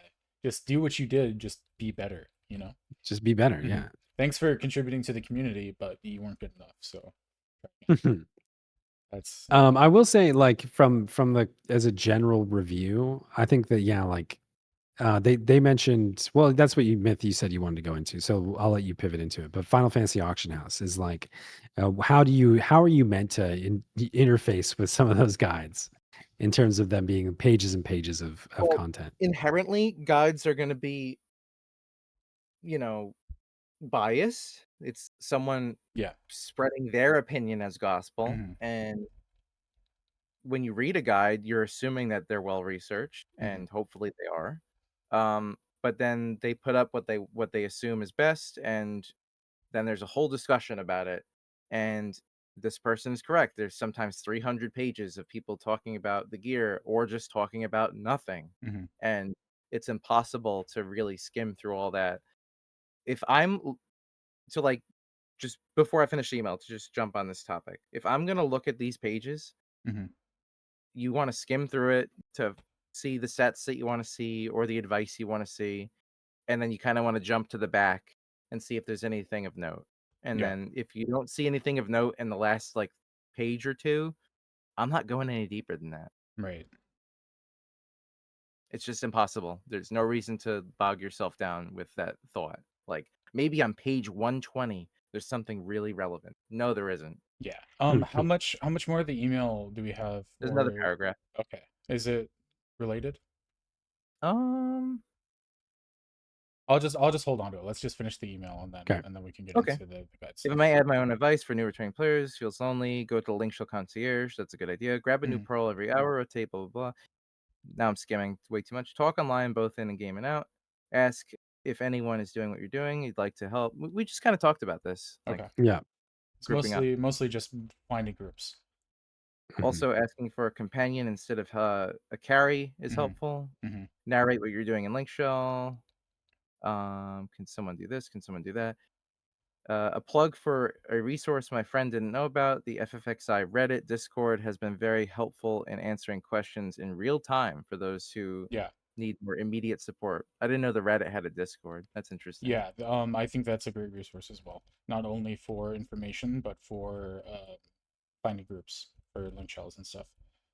Thanks for taking the time. My buds and I give it at least a brief talk after each episode and have Mhm. come back more than a few times to reference some piece of information you've talked about. If you ever want to have a wall of questions or topics to talk about, come up. I can come up with some more. Haha. Hmm. Lich, please. Thanks, Lich, please. Thanks, Lich, please. Appreciate the email. Nice. But I'm Yeah, I glad think that their topic kind of segued into what we wanted to talk about. right. Exactly. Yeah. So today the topic is going over um, how to evaluate gear guides. That's the goal. We get a lot of questions about people asking how to evaluate gear guides, deciding which ones are relevant or not, and etc. etc. So let me pull up our little outline here because I've already forgotten what we were going to open with. I've gotten distracted. Yeah. We So could open What are with you? the tickle attack. You want to get tickled? so before we even start looking at guides, I think going into what your goal is to get out of the guide is the most important thing. So if you go into a guide thinking about like the kind of things that you're looking for, your TP sets, your midcast sets, whatever, and then using the guides as a way to accomplish those goals while using it as while referencing like your in-game knowledge and your friends. So like going into a guide to me is always going to be as like a reference point as opposed to a copy and paste type thing. And I think that's where a lot of people go wrong is they look for these guides that accomplish a particular goal but don't do it in a way that benefits their situation or the gear that they have available. How do you guys normally approach going into like if you're starting a new job and you don't have any information about this job other than the super basics? How do you guys approach or find guides? What are you looking for? Well, I would Google. I wouldn't even go to a website. I would just Google Mm-hmm. job guide, FFXI Yeah. job guide, Okay, sure. and then like when I was a new player, my first job back to the game was Blue Mage because I'm obsessed with that job. And I would search it and I would find like 4 different guides. One of them was Out of the Blue, one of them was I forget the other name, but there was Spicy Ryan's guide Mm-hmm. and a few others. And I would just like skim through them. They all had like advice as to using different spells, so I knew what spells to go out and look for that were Mm-hmm. like typically used. And then they would have lists of gear sets that ranged from like mid to moderate to end game. So I had like a general idea of things I wanted to go look for, and I would make like a little checklist for myself and be like, I need to go out and do this and do that.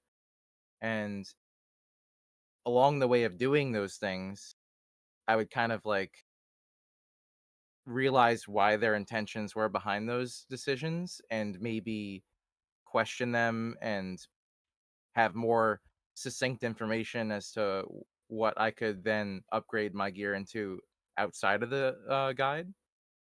Mm-hmm. So I would say, as a general approach, like reference what someone's put out there, but don't use it like as the end all be all. Like you Yeah. can find things that might be alternatives to what they put out there, and they might have neglected to mention in the guide, or they're it might be outdated, and you might want to double check. Yeah, Yeah. absolutely. But I always I directly just Google it. I check every resource that's been put out there, and I kind of just like make myself a checklist of things that people want you to be playing with, and then I try to replicate that first. And then in my process of replicating that is when I start to ask myself questions as to why. Perfect. Yeah, I would agree with that. Like I think that I kind of do the same thing. I generally go to like BG Wiki first and just go to the job. Like I'll just go to the warrior page, scroll down to the guides and look at what's posted there. Um it varies class to class on how accurate or good those jobs are. Um but I don't know. Or those accurate or good those guides are. But I think it just varies. Um but I mean I think that like there's a few things that I look for first that I like are identifiers to me as if this is worth looking at. You know what I Mm-hmm. mean? Like is it does it have the most recent gear in it? So like for a while that was Empyrean +3, and then it was the +4, artifact and relic. Like if that's reflected, at least I know somebody thought about it recently. Right. And then like there's a few like red flags for me. Like if a TP set has Epona's ring in it, I'm like, ooh, you know what I mean? Like that kind of stuff where I'll hesitate if I see certain pieces of gear that I feel like are maybe just simulated and not practiced. Mm. Yeah. So But if we're I'll talking start about there this, and then yeah. since you're mentioning the wiki and the simulated stuff, do you want to talk about the BG Wiki's all job gear sets, or do you want to wait for Yeah, later on? let's wait and get into that in a little bit. Okay. But yeah, I think the other thing is like is there a glass cannon build on it? In which case, I just close the guide. If it recommends a Oh, glass cannon that's tough. gear set, I will not. I will not look at it. That's tough because I think most guides still have those. So Yeah, you'd be closing all of yeah. them. So my biggest thing, my biggest red flag is the lack of magic evasion on a TP set for me. Yeah, for sure. That's outside of looking for like things like outdated gear. Like let's say they never updated to like Empyrean +3 or Artifact and Relic +4 or even sometimes +3.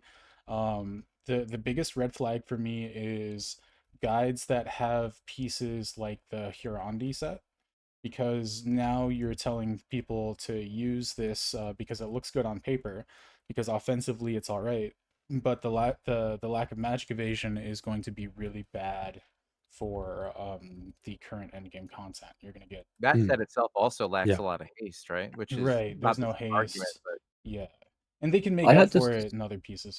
Go ahead, Chirash. I I was was gonna say I had this discussion with Dex literally like yesterday. I was And gonna bring that up too. Mm-hmm. yeah, but I was like, I've seen on some Paladin guides, a lot of people use that enmity helmet from Heatheg, the No lost. Esper Buddha. Yeah. Yeah, and it's like it has DT minus 20%, which Oh, seems yeah. really nice. Yeah, it Right. has decent enmity, 20 DT, but it has absolutely zero magic evasion, Mm-hmm. zero magic defense bonus, and it's like you do not want to use that helmet. If you use that helmet, you're probably gonna die in anything serious. Yeah. Yeah.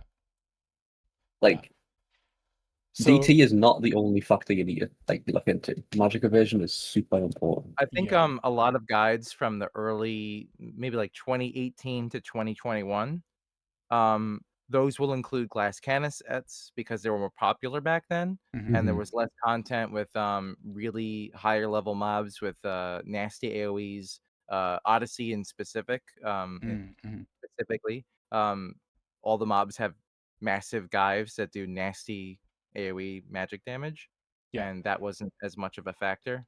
Maybe like pre-Lilith, glass cannon sets were very good, and people wore all their Adamar, all their similar, Mm-hmm. and magic evasion was less of a factor. Nowadays, it's not so much end all be all to just cap your DT, and Right. you know a piece has 20 DT on it. That's exciting. It's not really that case anymore. Mm-hmm. You can cap your DT quite easily with between Empyrean gear and other options, and Yeah, I think what you're have saying more too is like balanced set. basically why when something recommends a like glass cannon set, Mm-hmm. that's a red flag to me because it's like Yeah, you should probably be in DT all the time and Right. not just in DT, but also in good magic evasion and magic defense. like glass cannon's so risky. It's just Yeah. modern gear provides us the option to be on I would say 90% of jobs. Mm-hmm. An easy way to be at cap DT plus strong Mava at all times while losing at most 2 to 3% of your DPS. Mhm. I And a lot of people are like, I think Final Fantasy Optionals is to blame for that kind of thing. Because you know how mm-hmm. they go on about like DPS and like the set is like Mm-hmm. X amount of DPS higher and it's the best, so therefore people use it. Mm-hmm. That is a really bad mentality that people have. Well, I think it's strictly the mentality of like from what I was saying earlier, if you Google a guide, you go on the BG wiki for a guide, you look at what's there and you try to replicate it without really knowing why. Mm-hmm. And a lot of people are using calculators and stuff, and the problem is the real answer for any question of what should I be using is always it depends. Right. Yeah. Because the game is so complicated and wide and there's so many different targets you might be engaged in, um, there's always going to be a different quotes best in slot item. Mm-hmm. And you can't really put a blanket statement out there that covers everything. Yeah.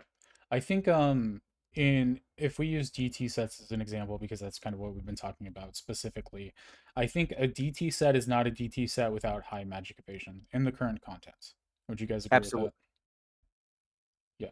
So that's something to watch out for. Just because the stats show minus 40 to 50 DT, doesn't mean you're not still going to be taking a lot of damage. It doesn't mean you're not going to be getting enfeebled constantly. That's red flag number one. For some other pieces, you can start changing the sets and start making what I call hybrid sets. Probably aren't what other people call hybrid sets, because hybrid sets to me are still capped or very close to capped DT. They're not what they used to be, right? They're not like minus 20 to 30% DT, because that's still Mhm. going to get you killed in most of the content. Hybrid sets now are, maybe you start swapping out, a specific example of this would be like the Sakpada legs and feet for warrior artifact. Now you're losing a little bit of defense, and you're losing magic evasion a little bit, not as much as it was when it was +3, but you now have a little bit less defense, and you can still cap DT in other spots. So that's kind of what I would consider a hybrid set, is when you start going for those more offensive stats specifically, but you still gear very, very defensively. And I think that should be kind of the baseline of where you're at in Yeah. most content. I'd say when I came back to the game, there was always like the gear set was here's your full DPS, Mhm. here's your Mhm. hybrid, which probably brought you to like 30 DT, Yeah. but Mhm. like made some sacrifices, but still kept like Adamar hat and gloves or something like that. And then here's the full DT set. Whereas nowadays the hybrid should be the baseline, but also should still just be DT capped. And then like defensive sets are just sacrificing accessories for full like Mhm. defensive gear. But your Right. armor pieces are so tantamount to how much Mava you get and how Mhm. important it is to survive that they kind of should just be across the board a set like option. There's only a few jobs that have different pieces that they can keep on that have good Mava that are Mhm. worth considering. Most jobs are just like, this is my armor set, and then I rotate my accessories around depending on which thing I'm trying to do. Mhm. Yeah, And it's I interesting. think that what one thing that we're like kind of getting at too is that finding a guide that's like a template for you is very helpful. But I think one thing that a lot of people that play the game kind of run into, or I've noticed a lot, is that like going beyond the guide and understanding what the stats you're seeking are, like really understanding like, well, okay, what does that mean to be Mhm. DT capped? Am I haste capped? Like, how does haste work? What is store TP actually doing for me? Why am I putting on PDL? Like going and doing that extra step of like really understanding the math that's happening Mhm. is probably more valuable than finding the perfect guide. Yeah. Another perfect example to that is like a lot of defensive sets will include like a carrier sash or a similar item Mhm. that provides those magic resistances, and people won't understand why. They'll see the platinum Moogle belt and be like, well, I'm just using that. And that would be usually wrong, and they don't Mhm. know why. So I'll bring up a specific example of a set that I really, really don't like, and it's Okay, I the like that. yeah, no, I'll call out this guide. So single wheeled guide on the BG Wiki Warrior guide right here. First red flag is the Hurondi breastplate. Um, I'm probably never going to wear this on Warrior, except for if I'm trying to use that critical hit rate for some reason. And I it's would say maybe like Imperium weapon. yeah, exactly. If I'm trying to build a white damage Ukon build for like Odyssey segments, this could be a valid piece. The reason I wouldn't use it is because one, there's no haste, so that's a problem. Two, magic evasion plus 69, nice, is terrible. Um, 69. Nice. and you look at this and you're already low on magic evasion in the set because we're pairing it with artifact +3. So I know one, this set is out of date, but now we have three low magic evasion set pieces out of five. And then we have the head, which is lower magic evasion than of the Sakpada set. So in this set, to me, I'm asking to get nuked the shit out of. I'm asking to get enfeebled to death and sortie. I'm probably going to be paralyzed, fully unresisted in Ita, and won't be able to hit anything. So what I would look to do is, let's say you're trying to have an offensive set because you like the double attack that comes with the artifact.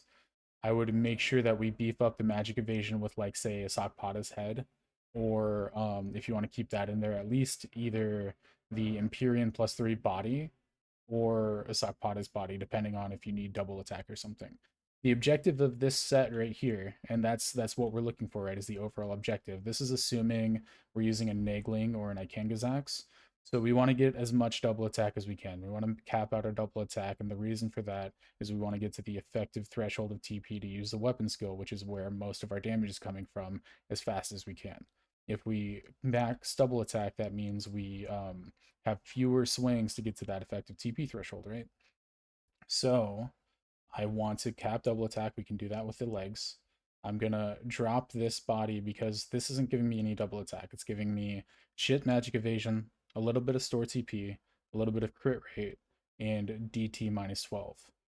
But we go down to our two-handed set, and in the same spot we have the MP +3, which gives about as much store TP, more magic evasion, and we're losing the crit rate. I don't understand the difference between. From looking at this set, Yeah.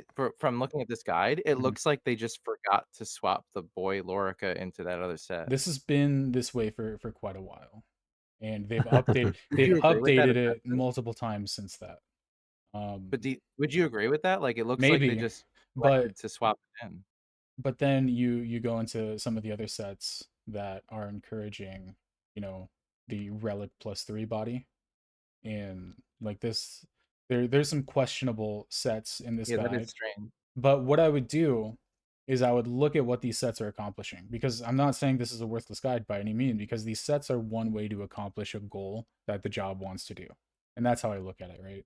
Is if we are using a two-handed weapon, our goal again is to reduce as many attack swings that it needs to get to our TP threshold. So for, like, if you're using a Chango for upheaval, that'd be like 1k. If you're using Lafria, you probably want to hold off to like about 1750. So now we're looking at stacking as much double attack as we can, and then we're looking to squeeze in more store TP, because if we want to get to exceed 1,000 TP, we're gonna want that store TP as much as we can. So again, for the set, personally, I would probably change the relic head to Sakpata, but my Sakpata is also R30, so I don't think that's a general rule that I would tell most people. Other than that, like, the set looks much better. The magic evasion is there, and then if you need to be a little bit more tanky, I would just trade out the artifact for Sakpatas. It's definitely worth noting that the artifact and relic, when plus forward, are very minor upgrades, but they do actually provide anywhere from 15 to 30 or so more Mava per piece, Mhm. which goes a long way to bring them up to where they need to be. Yeah. Like, a lot of people, when they looked at the Limbus upgrades, they were like, it only adds 10 accuracy, that's trash. Mhm. But they're completely neglecting to look at the magic evasion on these pieces that, like that gear guide showed you, they want to use those two pieces for double attack, but they're on older pieces of gear. Just adding the Right. Mava onto that piece of gear without, like, making it super power crept just brings it Mhm. back to relevance. Yeah. Could I? So one thing that I've noticed as well, right? And I don't, because there's actually like almost zero info on this anywhere. Mhm. Is just how much magic evasion is too much, right? Mhm. And after playing like Rune Fencer and like Tank for like a long time, I've kind of like gotten the feel of Sure. when you notice, and basically 50 magic evasion is almost like it feels like the difference between a full resist state of Mhm. like a half resist and a quarter resist.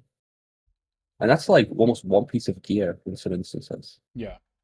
Because But if you go, sorry, I was gonna ask, I know you're talking about a tank, but do you think well, even DDs like often run even into that yeah, issue where you can overcap magic evasion?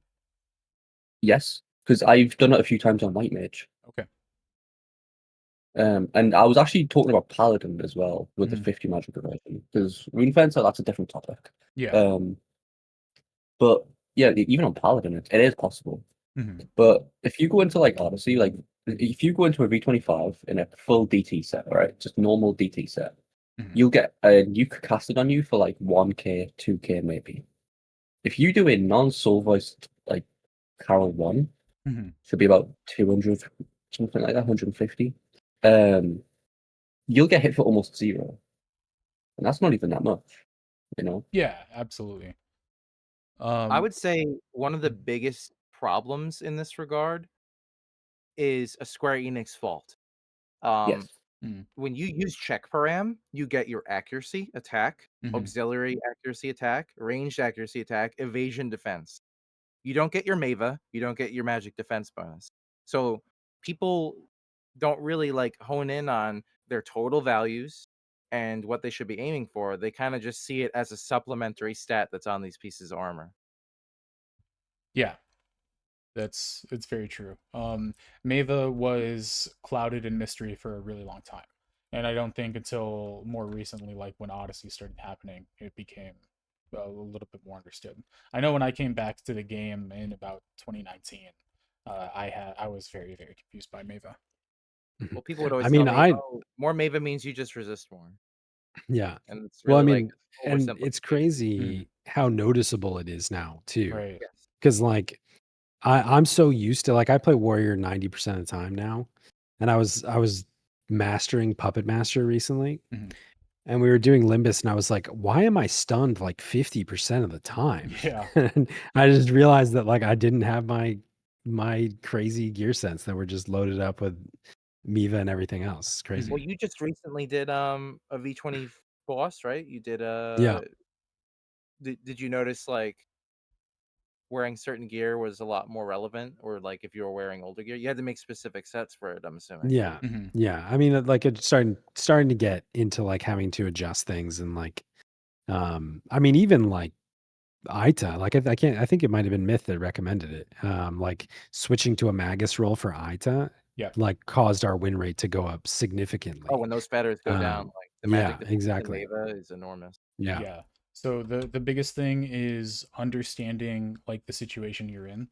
And that's not necessarily limited to the fight that you're in. It's limited to the fight that you're in plus the buffs that you have. So like the Magus roll is a really good example. When I'm fighting Aita, I actually wear a less tanky set on Warrior because I have Indie Fend and I have Magus roll up. mm, And I find mixing that with a more hybrid set is more effective than if I was like trying to increase my attack more with like ND strength or frailty or something like yeah, that because I'm already attack capped. Now what I want to do is get TP as fast as I can while still being able to stay alive. By adjusting your gear set, you can then get more TP per hit or Hmm. more multi hit in there Right. while still maintaining the right amount of magic defense and defenses from the buffs that you provide. Yeah. So it's just like your gear is just giving you more DPS, actually, So if we were without to going full blast cannon. Yeah, if we were to circle back a little bit to kind of the auction house discussion, the and this applies to the BG Wiki guides as well, because I'm sure many of the people that wrote those gear guides used calculators or whatever Python programming they have to test the sets.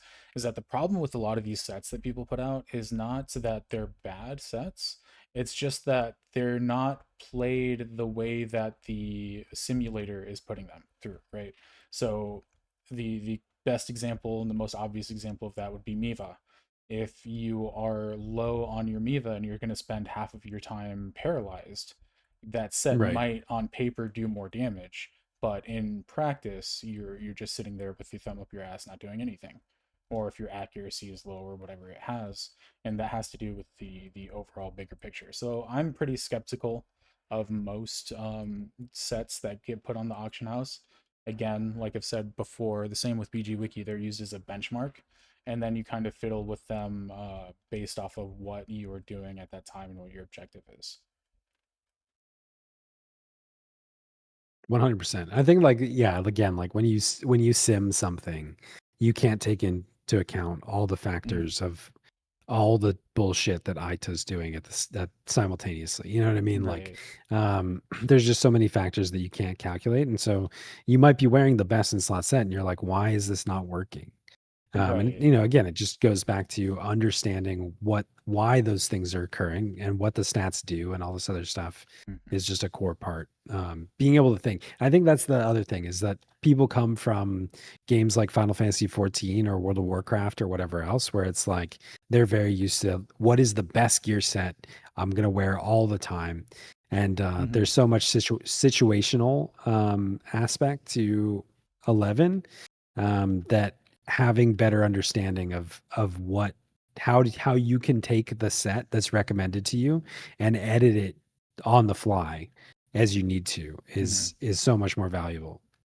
Final Fantasy 11, more than any other game, is the gear collector game. Right. This Mhm. is the game with the most horizontal progression. What I mean by Mhm. that is you reach a point and then you go wide rather than forward. You have a lot of side grades.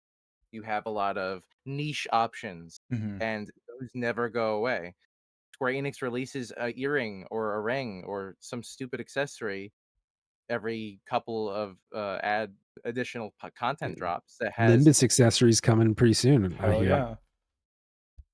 and then this is going to add 50 magic accuracy, and Mhm. And people that's are a like, big deal.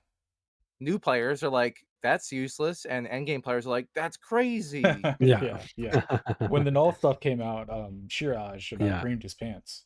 That's all I can Yeah. say.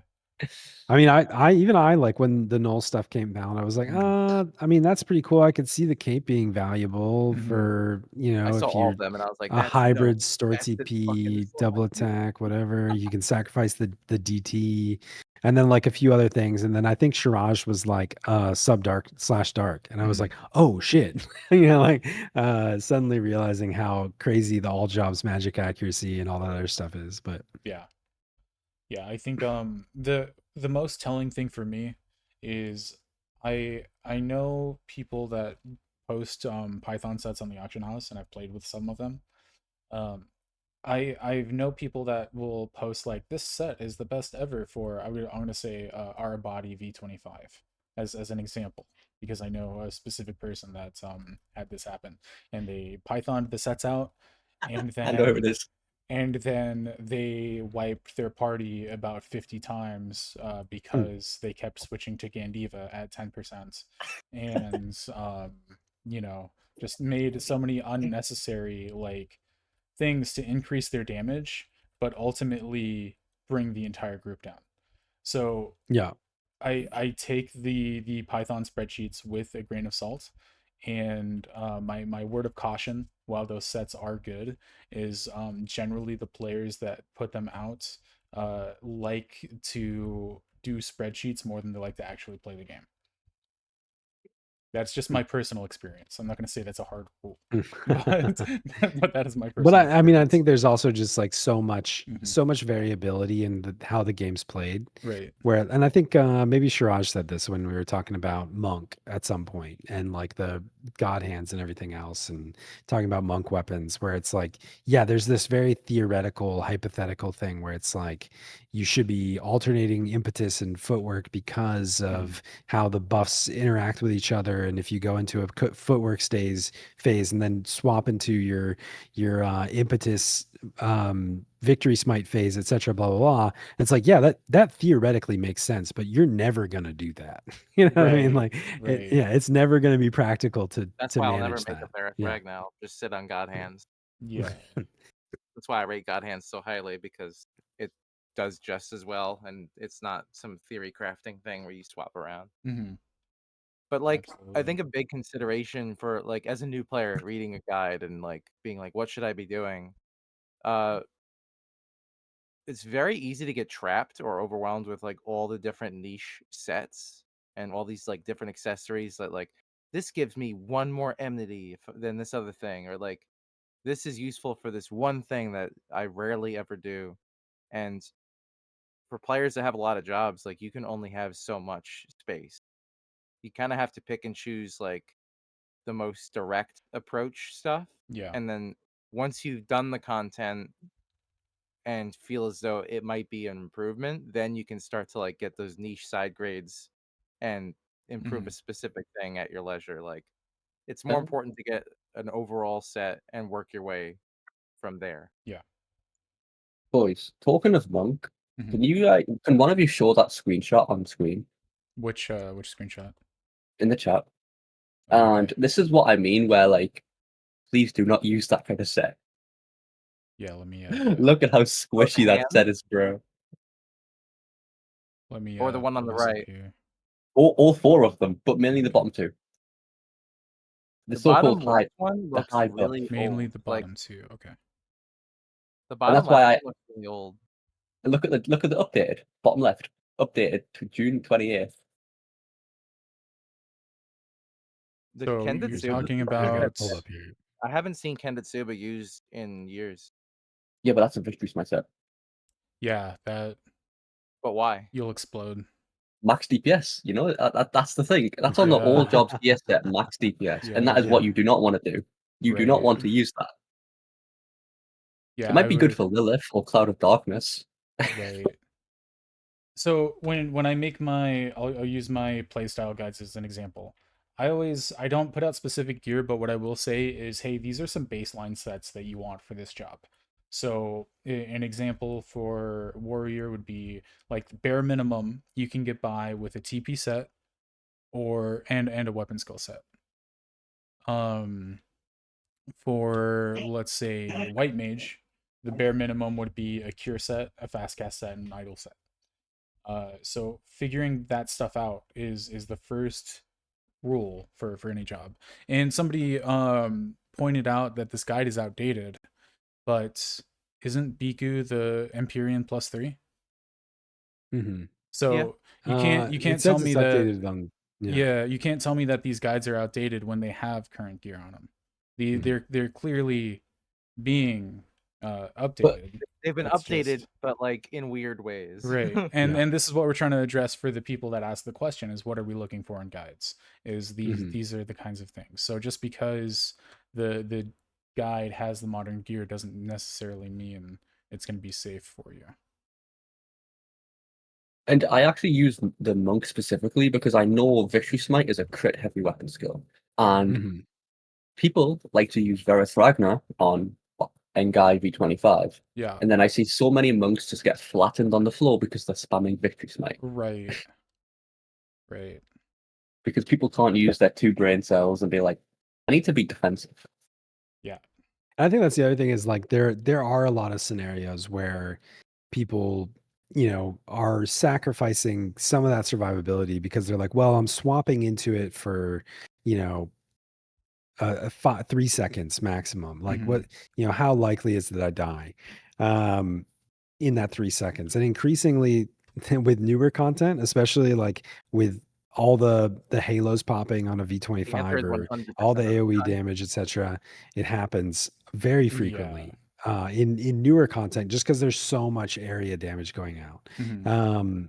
Even if you're not tanking. And I think that again, like this comes back to a situational awareness thing where it's like you might have to swap your gear sets up for content, right? Like Mhm. if you're doing Dynamis Divergence on Monk, and you've got a tank in the party, whatever, that's holding and you feel pretty safe, then yeah, you can probably most likely switch into a very DT light, Mhm. weak kind of defensively set and survive your victory site spams. But if you're fighting in Guy V25, you will die. Yeah.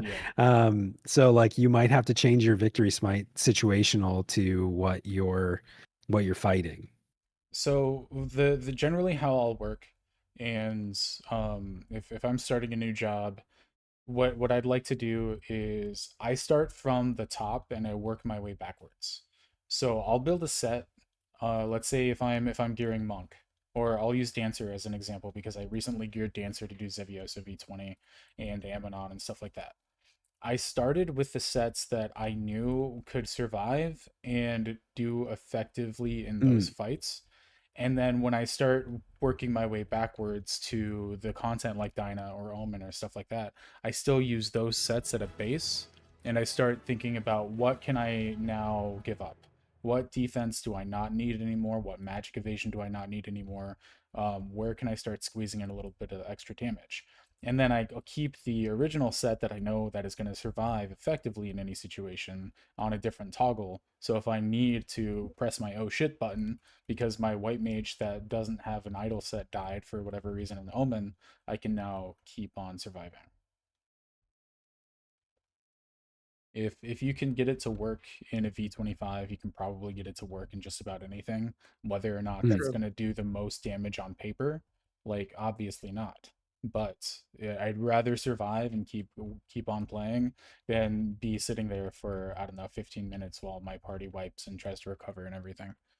Yeah, to your point, like the V25s are more.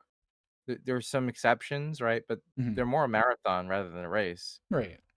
And by just sacrificing a lot of like important pieces to just squeeze out a little bit more crit rate, a little bit more triple attack, it's like, Mhm. why are you bothering?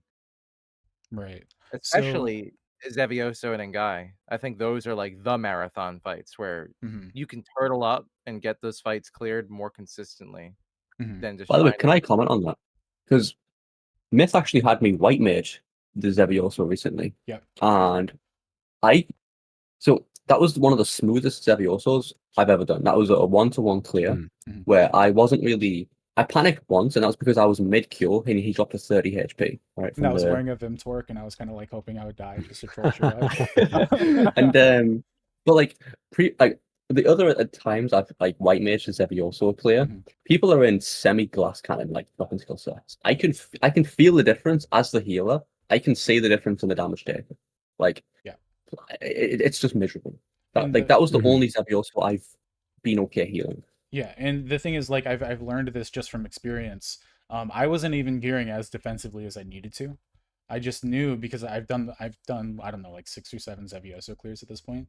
I've done the fight enough to know that I don't need like a warder's charm. I don't need my carrier sash in those sets. Like I have enough defensive buffs that I can survive as long as I'm wearing like good defensive like main armor. Like I think I 4 out of 5 sock Pata and do the Empyrean body in that fight, but everything else is just a typical TP set. You can still really mitigate the damage and do a lot of damage. You just need to know what your buffs are going into the fight. Um, just to jump in and like wrap up some of the comments on like understanding how stats work, understanding how to make adjustments, not just following guides. Like Mm-hmm. Gcon just made a good point in the chat is that like a lot of I feel like we all have this cumulative knowledge from playing the game for so long, right? And like we've kind of learned all of this stuff piecemeal over time, but Mm-hmm. if you were to go to BG Wiki and say, like, how what stats should I opt? Like, there's no guide that really tells people how to learn about how to optimize stats in Right. general. And I totally agree that that's something that's missing. Like, I think that like a Right. lot of times for a newer player, there isn't. I don't think. I honestly, that's the answer is that we don't currently have a resource to point people to on how to understand how to itemize and how to Mm-hmm. gear.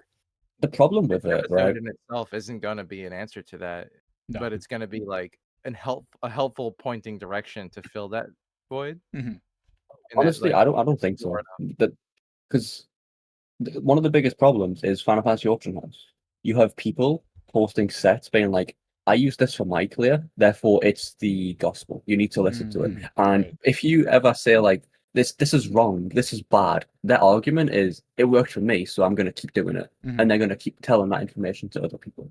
When They just won't it's mention that they died 59 times out of 60 yeah, before. like it's objectively wrong, and you got lucky once or twice, but that Right. doesn't mean it's the right answer. And and with people the just right set, you'd get it 1 out of 1 or 1 out of Mm-hmm. 10. yeah, and this is why I've said for a long time, V25s are not even luck based, except Goomba. You can win Right. 1 out of 1 every single time. And when people are like, "Oh yeah, no, you're lying. It's luck based," I look at their sets. I look at how they die. They're in fucking like 20% DT, Mm-hmm. squishy ass sets, or they're using malignance and then die into a physical attack instead of Nayave, which has way more defense. People just have zero sense of like when is the right thing. So, And to put a positive spin on this real quick, I know 2 sets off the top, or 2 guides off the top of my head that are really really good. The first one is Bipin's Samurai Guide. Bipin is a fucking phenomenal player. I've had a chance to play with him a few times. His sets are on point, and he understands the job to a degree that he makes the sets function well in pretty much any scenarios. The other guide that I would say is really good is Funk's Bard Guide. It's probably going to start getting a little out of date just because he's not playing as much anymore, but he explains how the job works so well compared to any other guides that I have ever seen. And those I those are do agree with two things that I could point out. I don't know if you guys know any other guides that like you can just point somebody towards and be like, yes, this is a really solid guide to follow. I think a guide you want to avoid is Destiny's Device. Yeah, that's true. Written by none other than the notorious Shiraj. That's one that I definitely skipped. Shiraj, when you were building your sets for your guide, what was going through your mind when you were trying to make a set for a specific purpose? Put me on the spot. Shit. So when I was making like the sets Uh-huh. for those that guide, I wanted to start out with a baseline of starter gear, mid-tier gear, and then end game Okay. as like a progression point. Mhm. But I felt once I was trying to do the end game set, it was kind of like a rocky road, so to say, because there's so many different gears, like gear sets that you would use, and people's Mhm. opinion is wildly different to mine. Mhm. So it's like, yeah. But I just filled it with what I think is the right choice. Because let's say tank, right, on rune fencing. Mhm. Rune fencer has this misconception that it's like you need support, you need like you need a healer, a dedicated healer. I make my sets to where I need nobody because in a game where you need to do your job, you want to be reliable, you Mhm. know? So I make my tier sets based on what I think you need to be reliable in every scenario. Okay. I think that's a good baseline. Um, so Dex, I pulled up a set here that we had talked about in our Discord real quick, and this is on the all job gear sets for Blue Mage, and this is the Tizona Aftermath TP set. So I will say, Notorious Monster, a friend of the show, reached out to me Mm-hmm. and he said, "I know you're a blue. The TP set on BG Wiki looks interesting. Do you have any thoughts on this?" And I had a few thoughts for that set specifically. What are your thoughts? It looks really rough. um, I'm confused. Like, I understand that they ran this through a calculator, Mm-hmm. and just so many of these options just make no sense to me. So maybe the scenario that they set the calculator for up was very specific, Mm-hmm. Mhm. but like this is not something you should be pointing people towards at all. So let's start from the ground up. What is the set trying to accomplish? This set is in Tizona Aftermath 3. So during your Empyrean Aftermath, you have the occasionally attacks 2 to 3 times. Mhm. And I really want to reference people to the wiki for the multi-hit, multi-attack page. Yeah, Mm-hmm. go to the multi-attack page. Okay, let me pull that up real quick. Uh, you want to understand that occasionally attacks X times stuff triggers later, and follow-up attack stuff triggers first. So follow-up attack stuff is not Empyrean Aftermath. Empyrean Mm-hmm. Aftermath is occasionally attacks X times. That's in the hierarchy, 5th. That's after follow-up, that's after quad, after triple, after double. So when you swing your weapon, the game is like, did a quadruple attack trigger? It didn't. Well, did a triple attack trigger? It didn't. Did a double attack trigger? Nope. Mm-hmm. Okay, here's your aftermath. And the aftermath is 2 or 3 times. So it could be, I think it's like 20% of the time it's triple and 40% of the time it's double. Correct me if I'm wrong, but you want Uh, to get that triple attack out of it. right. So if you wear double attack gear, and you get a double attack proc, you've lost that chance of your triple attack in your aftermath set. Mhm. I think that's inherently wrong. Whenever I make a set that has to do with me TPing in an Empyrean aftermath, I take all the double attack out, all of it. Okay. And you are stacking instead. Store TP Exactly. or triple attack, but mostly store TP. Yeah. Triple attack would be fine for mythics because you're not losing anything. If it procs, Yeah, you're not losing anything. you're triggering your best case if it Right. proc. Right. But you want to focus on store TP to maximize your efficiency using that multi-hit. So what are some things that stand out to you at this set that are kind of awkward? We already Well, talked like about the double attack from the opponent's ring. We have the Kentar belt everything, that but has like the biggest, like my eyes focus directly on the center of the set, and Yep. I'm like, what the hell are the Gazu the bracelets Gazu doing? bracelets? Yeah, that was mine too. Like Yeah. this set clearly made some strange sacrifices and was like it made some strange choices, Right. let's say.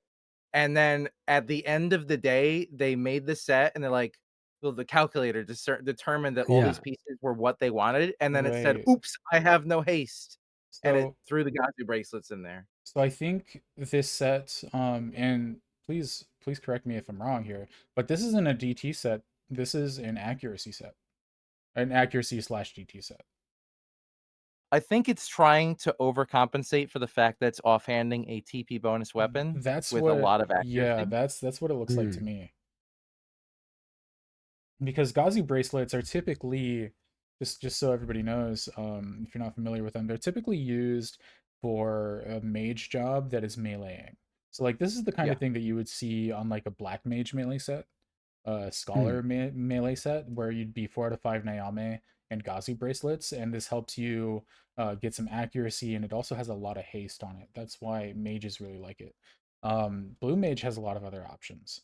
The other thing that really sticks out to me in this one, and I don't know if you agree with this, Dex, but the null loop seems questionable. Yes. The null loop isn't as bad as you would think. Okay.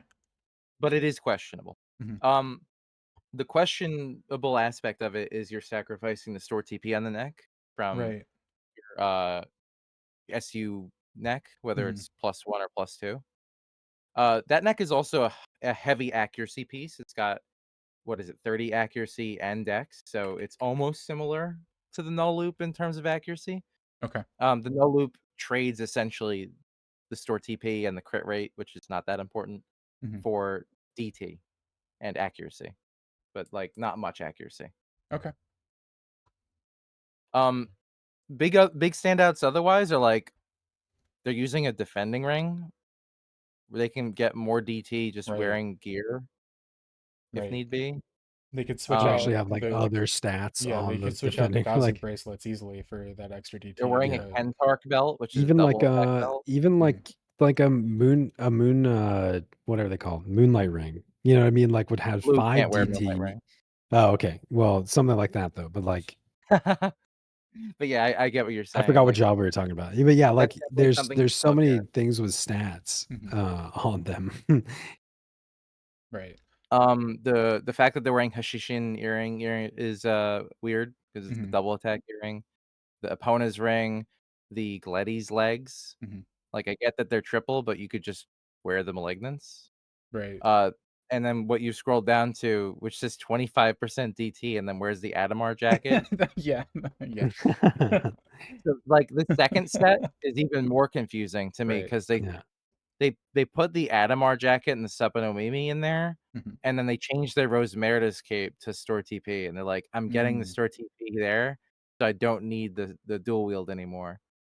But their first set had the dual wield on the cape. Kind of bizarre. Yeah. So to put this in the context of like somebody's looking at the set, what is good about it? What can we take from the set to build something that you would actually use? What is good? They've been smart enough to cap their dual wield. That is something you want to consider. Yeah.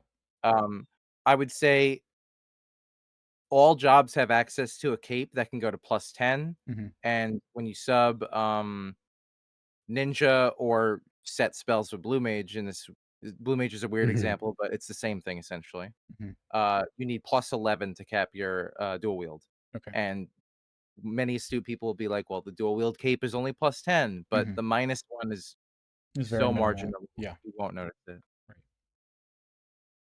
Right. They have some DT. Mhm. That second set is a lot worse. I'm not happy with it. But Yeah. they've taken the consideration to put some DT in there, at least in the first set. So They have a good amount of accuracy. besides the for the DT, what are you losing? Like, let's use the Adamar the jacket as an example. Lots of Beta. Yeah, yeah. It's just like we talked about at the beginning, right? Miva is big, so it's not, even if you're not getting hit, you still probably want that Miva for Paraliga or Sleepga or whatever you have going on, right? It's also just a huge loss in accuracy that they're then having to jump through hoops to make up in other places. Mm-hmm. Seems like a poor choice to just gimp yourself in one slot to then overcompensate in another slot. Right. So one thing Yeah, that I think oh yeah, go ahead, Hegmoh, sorry. I think just in general, it's just one of those perfect examples of like how a calculator, or maybe we should just pivot into talking about like the pitfalls of relying on AI and like all this other stuff. But Yeah. like like you have to be able to look at this and like think about it critically to Mhm. really figure out why. Because there's probably a lot of people running around wearing this. You know what I mean? Right now, like people coming back to the game playing Right. blue, and they're like, "Oh, there's a guide. Cool. It's on the blue page of the wiki. Mhm. It's It would truly hurt my soul if someone came back to the game, said, "I want to play blue," and then they look at this guy and are like, "I need to go farm Gazu bracelets right yeah." now." That would Somebody, hurt my somebody. soul. No, I Yeah. mean, like I guarantee Yeah. you, there's probably a handful of people that have gotten some Gazu bracelets in the past week. You know what I mean? So Like, funny story. The warrior guide has on it a set that has the body from Alexander. I think it's Sacro this, yeah, breastplate. Sacro breastplate. And I remember he was in my wing shell and he was grinding away for Sacro breastplate, and they kept like complaining about how terrible the fight was. And I was like, why are you farming that? And I find out it's because on the warrior guide there's a regen set, unengaged regen mhm, idol set mhm, that he mhm. thought was like absolutely necessary to have.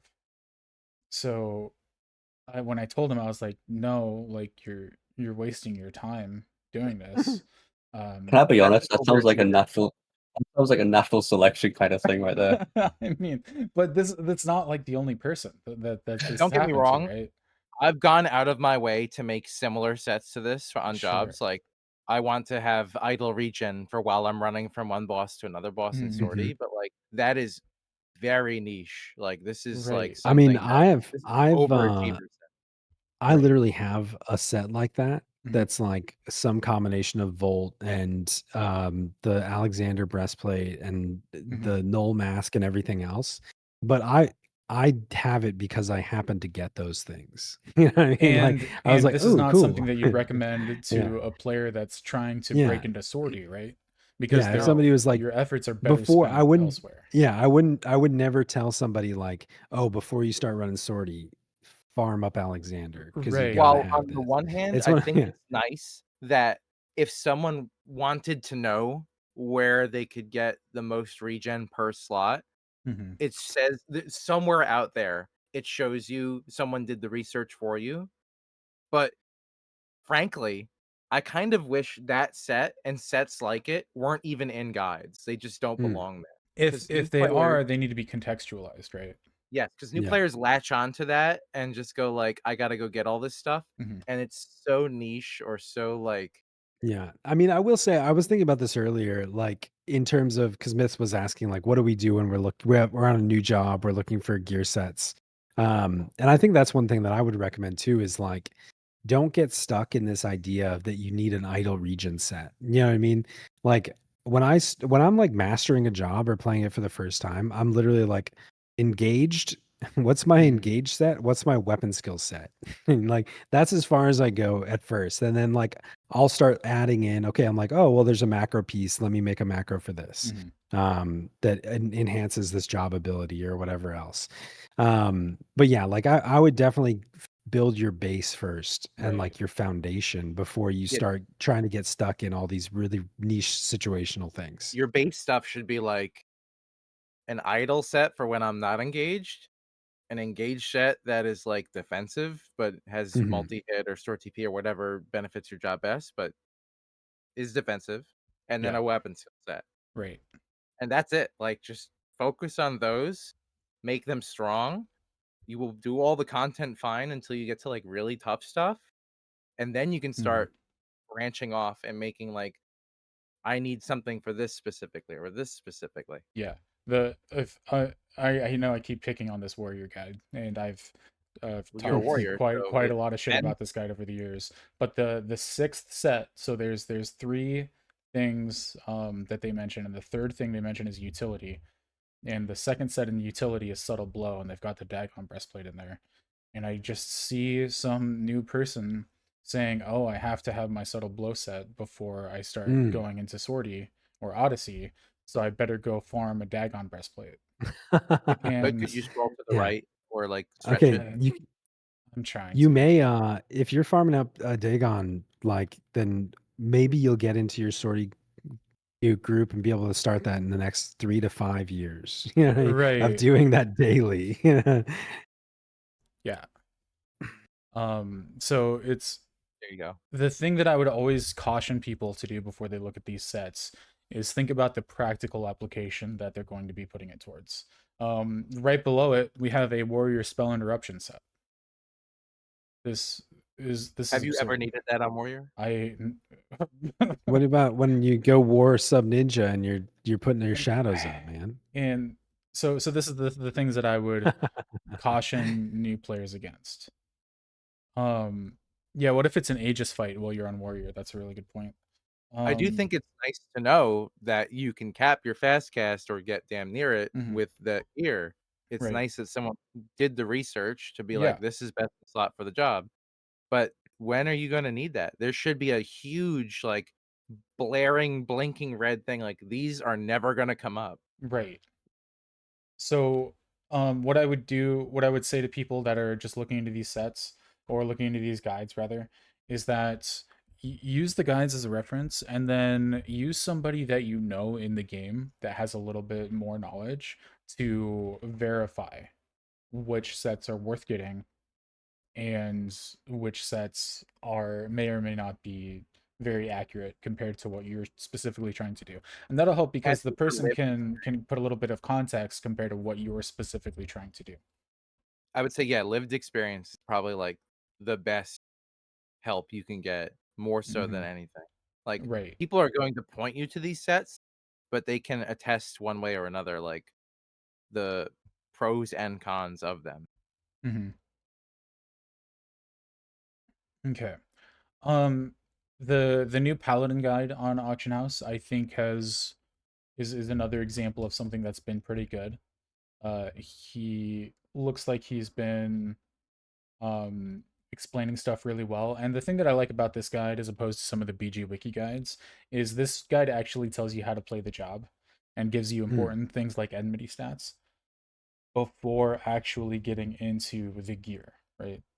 This guide has been lampooned to hell Mhm. because he uploaded it Yeah, in its, like, infancy right. and has Oh, it got updated like it torn apart. aggressively Yeah, Yeah. yeah. since then. Yeah, So, and that was just a mistake. I think since he's put out the final one, it's mostly yeah, it's great the now. information or the people that were talking shit have mostly walked that stuff Well, back. and yeah, I mean that's the word of caution I would put out to Mhm. Final Fantasy Auction House in general. Yeah, Right. and like a lot of the Final Fantasy 11 community, I think that we have this weird like exception or like maybe just like a different subset of people that are on Twitch because like I feel like on Twitch everybody's super welcoming and super happy Mhm. to see you and talk and we're all like a happy family and get along for the most part. And then you go to sell to Final Fantasy Auction House and it's like you say anything and it's just fucking like chaos erupts about how it's the worst take ever, Mhm. and it's just like, and so I would, and I think this is a perfect example of why that's not necessarily healthy. Is like Yeah. somebody put together a really good paladin guide, and as they were working toward it, they shared a draft, and like they could have very well just been like, you know what, never mind. Mhm. You're like, why would I keep trying to do this? Yeah. Like the guy could have waited and uploaded it in its completion and then made updates. Mhm. Sure. But like I think it's worth saying that, people might have looked at this and saw all the lampooning and just never looked at it again. Oh, And yeah. I think it's now a good resource, and people who are aspiring for Paladin should definitely give it a once over. This if not might twice actually over. be the most complete guide that I know of right now. Mm. Because not only like it gives you details about how the job works, how enmity functions, like the numbers that are attached to enmity, but we've also got gear swap stuff, which is something that a lot of new players will need to learn how to do or will want to learn how to do. It's not necessary, but a lot of people play that way. So this is a very inclusive guide, and then it builds up all the way from down from like the very basic. This is 117 stuff right here, I believe. And then it just progresses from there. So I think this is a phenomenal guide. As we go into some of the other stuff, like maybe not every single set is exactly how I would build it, but that's because I have different gear than this person. I have different experience than this person. Our sets effectively do the same thing, and that's perfectly fine. Can I ask? Because I haven't looked at this Paladin guide for a while. Mhm. Did he fix the issues with the actual information? Because when I checked this guide, it wasn't like when it first came out, because that was Mhm. let's not speak on that. But like a few weeks after, it was so-called finished, there was a Mhm. lot of misinformation, and I don't know if that got fixed. I'm gonna quickly go check. But for example, the enmity generation, Mhm. he had the formula wrong, and Okay. it was actually calculating less enmity than it was supposed to, kind of Mm. thing. Okay. So I don't know if that got fixed. I hope it has, because I feel like someone mentioned it. Mhm. So here's what I will say in defense of that is that you're a nerd, Shirash. Well, yeah. So, okay, like on a side note, there's somebody that I know that recently made a calculator add-on that like shows how much enmity that you are getting throughout the fight. And the only thing that I could think of is why the fuck would a normal player need that? Um because like going back to the realism of actually playing, I'm not super pressed about like the actual like amounts of enmity that I'm getting per action. I think it's important to know like have a good hierarchy. Like invincible is probably going to generate your most volatile enmity. Well, it also, and I think I'm assuming this is correct, Shiraj, the enmity stuff that's up here right now. But this is good stuff to know, even if it's not like the numbers aren't exactly right. You still have an idea of how enmity works, and that's going to help you play that job in game. He did fix it. Yeah. Okay. Okay, Good. fantastic. A+ marks to the new Paladin guide. To meet you both halfway, I would Mhm. say, without being a stickler on the guy got the formula slightly wrong, but his ideas are novel or they're in the right direction. Mhm. I do think it's important to not like put out something like that so that players can then reference it as fact and then be wrong in the end. Right. I do think it's important to check dot your I's and cross your T's when you make a guide. Well, one thing I will say, and I will actually defend the guy about this, Mhm. is making a guide on Final Fantasy Auction House is fucking terrible. Like, it's straight up terrible. Oh yeah, I believe it. And I actually believe when he published the guide, it was by accident. Because it's so easy to do that. Oh yeah, I could see that. Because I almost did it many times myself. Mhm. Because you have to set it as a node, and then you have to make the node private. Mm. But then as soon as Oh, you publish you the mean node, it's terrible from a back end, like yes, a backend not just from standpoint. the psychological experience. If you don't do No, what no. Shraj said, it's just like preview and post, and the preview is Well, Yeah. that's the thing. horrible. Even if you try preview it, if you don't save the guide every so often, the website just crashes and you just Yeah. lose all your progress. Mhm. So it's actually a really shit place to make a guide. That's why I don't blame people for not doing it anymore. Okay. Like, yeah, like the website can just crash on you and you just lose everything that you just done. Yep. So How I can fully believe he done that by accident. when's the last time you updated your guide in auction house, Josh? I actually updated it not long ago. I put +4 relic and stuff in there, +4 artifact. Nice. Doesn't So look as pretty as that, guys. the thing that I really like about this is it's simple to follow and it like tells you in plain language the what the ability does. And then it also has all these like nerdy numbers and shit that I don't care about, but everything besides that is really nice. Like Rune Enchantment is the first ability, and here's how it works. That's fucking phenomenal. Flug, here's how it works. This is all really good Hmm. information. And then the reason I know Shiraj's guides like are their gear is good is because I've used it firsthand. He's using he's referencing the most modern gear, and all of his sets are accomplishing a very specific goal. So is there stuff in here that I would probably change around? Yeah, definitely. I'm not gonna get the Gurebu's ring that he's got on here because he's a goober. But but I mean these are solid sets because I'm looking at this and we're getting in our Nyame to supplement defense with our AF body. We're increasing our magic evasion. We've got our Empyrean stuff in there because it's phenomenal defensively. It's got a lot of enmity and stuff on it. Like these are solid like sets. You can just look at it, look at the stats that they're presenting, and know that if I'm in this idle set right here with 2 pieces of Empyrean, 1 piece of Nyame, the AF body, and a null mask, I'm probably not gonna get clapped when I don't need to be. This is the kind of stuff that I look for. And then of course, luckily for me, I know Shiraj. So when I have those niche things, for like let's say I just tanked Kalunga V25 on Rune Fencer. I'm not a Rune Fencer. So I asked Shiraj, I was like, hey, how do I approach this fight?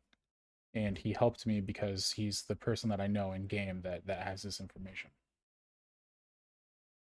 Going back to the like all job sets and the calculator aspect of it, Mhm. I think something that's extremely overlooked is I'd say 90% or more of those sets that are on that page, because Mhm. there's like over 100 sets there. It's for like every weapon skill. Some of them have TP sets, Right. some of them more. Yeah. I think, and correct me if I'm wrong, every one of those calculator instances assumes a certain target, which is like an apex mob. Mhm. So that's like a specific low Mava type situation compared to other things. Mhm. And it assumes that you have at most R25 Nyame or like Right. other pieces of gear, Right. and it never puts +2 earrings in there. So like there's a lot of holes that, you know, someone might get a V25 clear and now they have V or 30 access. Mhm. That calculator is now overlooking all that gear, and it might be better, it Mhm. might be worse. Yeah. There, you know, there's so many things that are at play with those calculators that you might not be aware of. It Mhm. assumes a certain food, right? It assumes all these specific things. And that's why I think it's just so important to stress like every target that you're fighting has a different thing that's important. Mhm. And being well balanced is much more important than being like perfect versus any specific target. Yeah. Shiraj, would you mind, since we're talking about the all job gear sets, for context, a lot of these gear sets are specifically for weapon skills. That's what most of them are for. And there's two different sets that they provide for just about every weapon skill, and that's mid buff and high buff. Shiraj, would you mind explaining what like the difference between those two is? Yeah, so mid buff is kind of what people assume, where it's like you are not capped attack. Mhm. So let's just change the names. Mid buff is not capped attack. High buff is so-called capped attack. Yeah. Just so it's easier to understand. And the mid buff set is what people assume soloing or lawman. Mhm. And high buff is like you have a geomancer, bard, corsair. Can Or I get some and pushback to that already? yeah, go for it. Uh I would say the mid buff is just like every day, like general play, and high buff is like maximum buffs. Mhm. Uh I like to call them PDL sets or, you know, whatever. But Yeah, yeah. those high buff sets, I only ever equip if I'm like Soul Voice Songs, Bolster, that kind of stuff. Mhm. If I Well, have that's a the thing. full You amount know of you know where to use them. if I have a full amount of supports like a Geo, Bard, and Core, I'm still not putting that high buff set on unless it's like maximum stuff. Mhm. I would agree that's what you should do. But these Hmm. sets, the names are very misleading, and Yeah. Yeah, I people think don't know that. that's a big problem. Is high buff is not what that means. We're talking about PDIF here, right? Yeah, some of these sets utilize a lot of PDL in their high buff sets. Yeah. People think that it's getting like any like use Mhm. just because they have so-called high buffs. They don't know when it's useful, you know. And So I think can you explain like when it is useful? What are we looking for? Like we're trying to attack cap compared to the monster's defense, right? yes, you're trying to get a certain ratio between attack versus defense. Right. So that's hard to eyeball. But there's certain situations It's like where you can almost take it for impossible to granted. eyeball. Exactly. Yeah, Like it is you have to impossible. be able to you have to be actively adjusting your level of PDL, Mhm. and it's looking to see if the damage from your auto attacks increases or not. That's like Right. that's the only way to know. There isn't really a calculator out there that like or like an add-on where you target the monster, it Mhm. shows its VIT, its int, its Yeah. defense, and Mhm. then Well, that's the thing is that like retroactively the applies like Dia goes on it and it yeah. shows the new value. It's Right. I just think by impossible. nature of like how monsters' stats are stored, like the client doesn't, it obviously calculates it, but like it's not as easy to read, I don't think, in turn like the exact defense value of an enemy. Um, so it's just like if you had that table somewhere where you knew everything's defense value, Mhm. you could essentially, automate whether or not you're PDF capped, but it's just impossible to know. So So Shiraj, would you say that before you get into like the whole calculation of the high buff and how it works, would you say that for like every or for the general player, they could just strictly ignore those sets, right? I would say unless you're like fully geared Nyame R25 plus, where you know that you're going to be with the best buffs possible, you should not even look at the high buff set. Like mhm. honestly, because And I mean, I think most of yeah, I them think just aren't good. it's also situational in that like it depends on what you're doing. Like Mhm. if you're Yes. doing like EP farming or something like that versus Apex mobs, and you've Mhm. got, a Geo Bard Core, Red Mage Dia 3, Light Shot Dia 4, like all this other stuff, you'll probably hit your PDIF cap. Right. Yeah. Those mobs actually don't have very high defense. So like in those situations, you'd absolutely benefit from it. Mhm. But if you're in a sortie situation or an Odyssey situation, that's going to be an entirely different conversation. So one thing that I've noticed as well is some of the like exemplar point farming, for example, like locust mobs. Mhm. People think that they're like a capped attack, and they're really not. And they use these PDL sets, and they gain nothing from it. And what I think would be nice for these like sets to have is an attack value that it says Mhm. versus an enemy's defense value, so you can get a Mm. rough idea. I That would think be that would be interesting. nice to include. That'd be a lot more work, and they'd have to do some research to Mm. figure out like a mob specific defense. So I want to be clear real quick that there's a couple limitations for the high buff sets in particular. Personally, I don't use high buff sets on warrior anymore, except for like very niche situations. Because I have aftermath, or I have PDL coming from my prime aftermath, and I have Aria if I need it in that situation. Mhm. So to me, that mostly makes many of these sets irrelevant because I don't need 100+% PDL. It's unnecessary. And secondarily, you can hit the damage cap without increasing your attack cap compared to the monster, which is what PDL is doing. Mhm. So it's nice to have in some situations. But a lot of the times, if you have like Aria if you have an Arya Bard, you're probably not going to need these sets as much as you once did.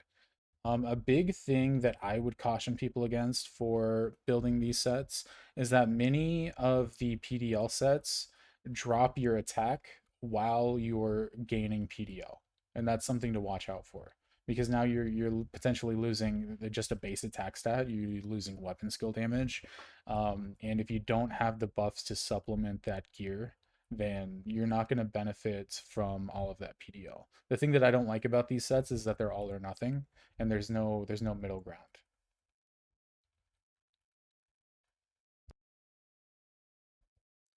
There should So be like some mhm, alternative pieces to be used. yeah. So like if I'm using PDL, I'm most likely using Ephramad's ring, and like this the set for disaster down here has the Imperium legs, and I noticed that even in this set, it's still using Nyame feet, which I find interesting. And then PDL from the body. So it's not going as hardcore into the PDL as some of the other sets are.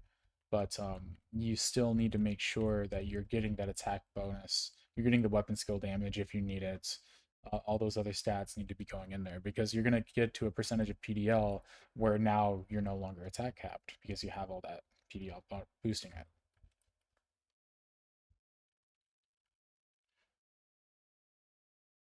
Okay. Um, Anything else you guys want to discuss in particular? Shiraj, you're a big mage guy.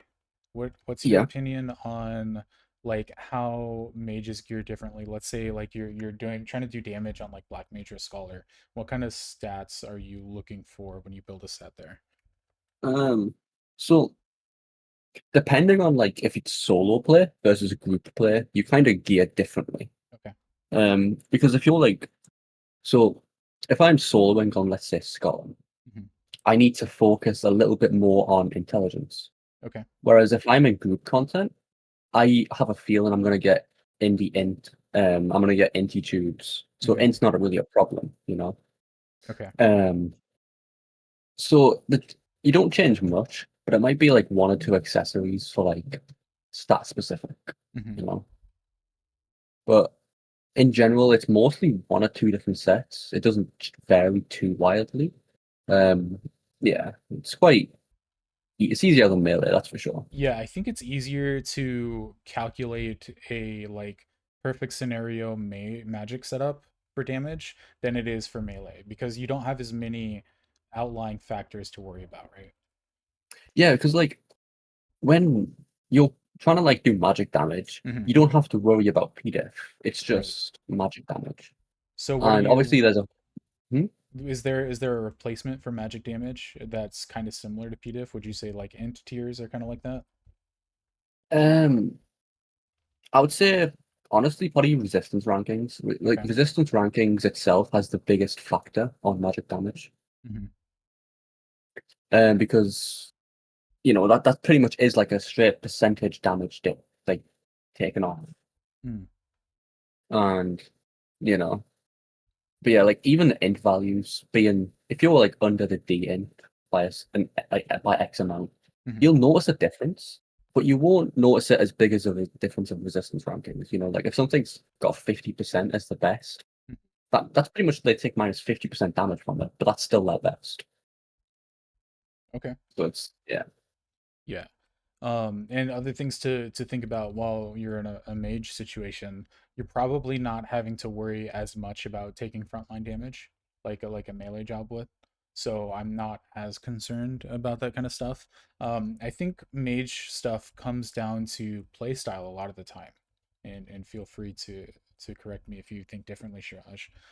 But timing when you're using spells and abilities, knowing that if a mob is chasing after you, maybe you shouldn't be standing there trying to do a nuke that takes 5 or 6 seconds to cast. Things like that. Yeah. I would say, see, it's weird because mage setups are actually easier than Hmm. melee in a lot of times. It's just people have gotten so, I don't want to say brain dead, but they've gotten so autopilot and used Hmm. to melee setups that they can't even execute a mage setup anymore. What's a magic So priest? they actually struggle with it a lot more. Hmm. I think that like the thing that stands out to me, because I'm a smooth brain warrior player. You know, like I almost always play physical DPS. Like I have a decent understanding of like how my stats scale on physical DPS situations.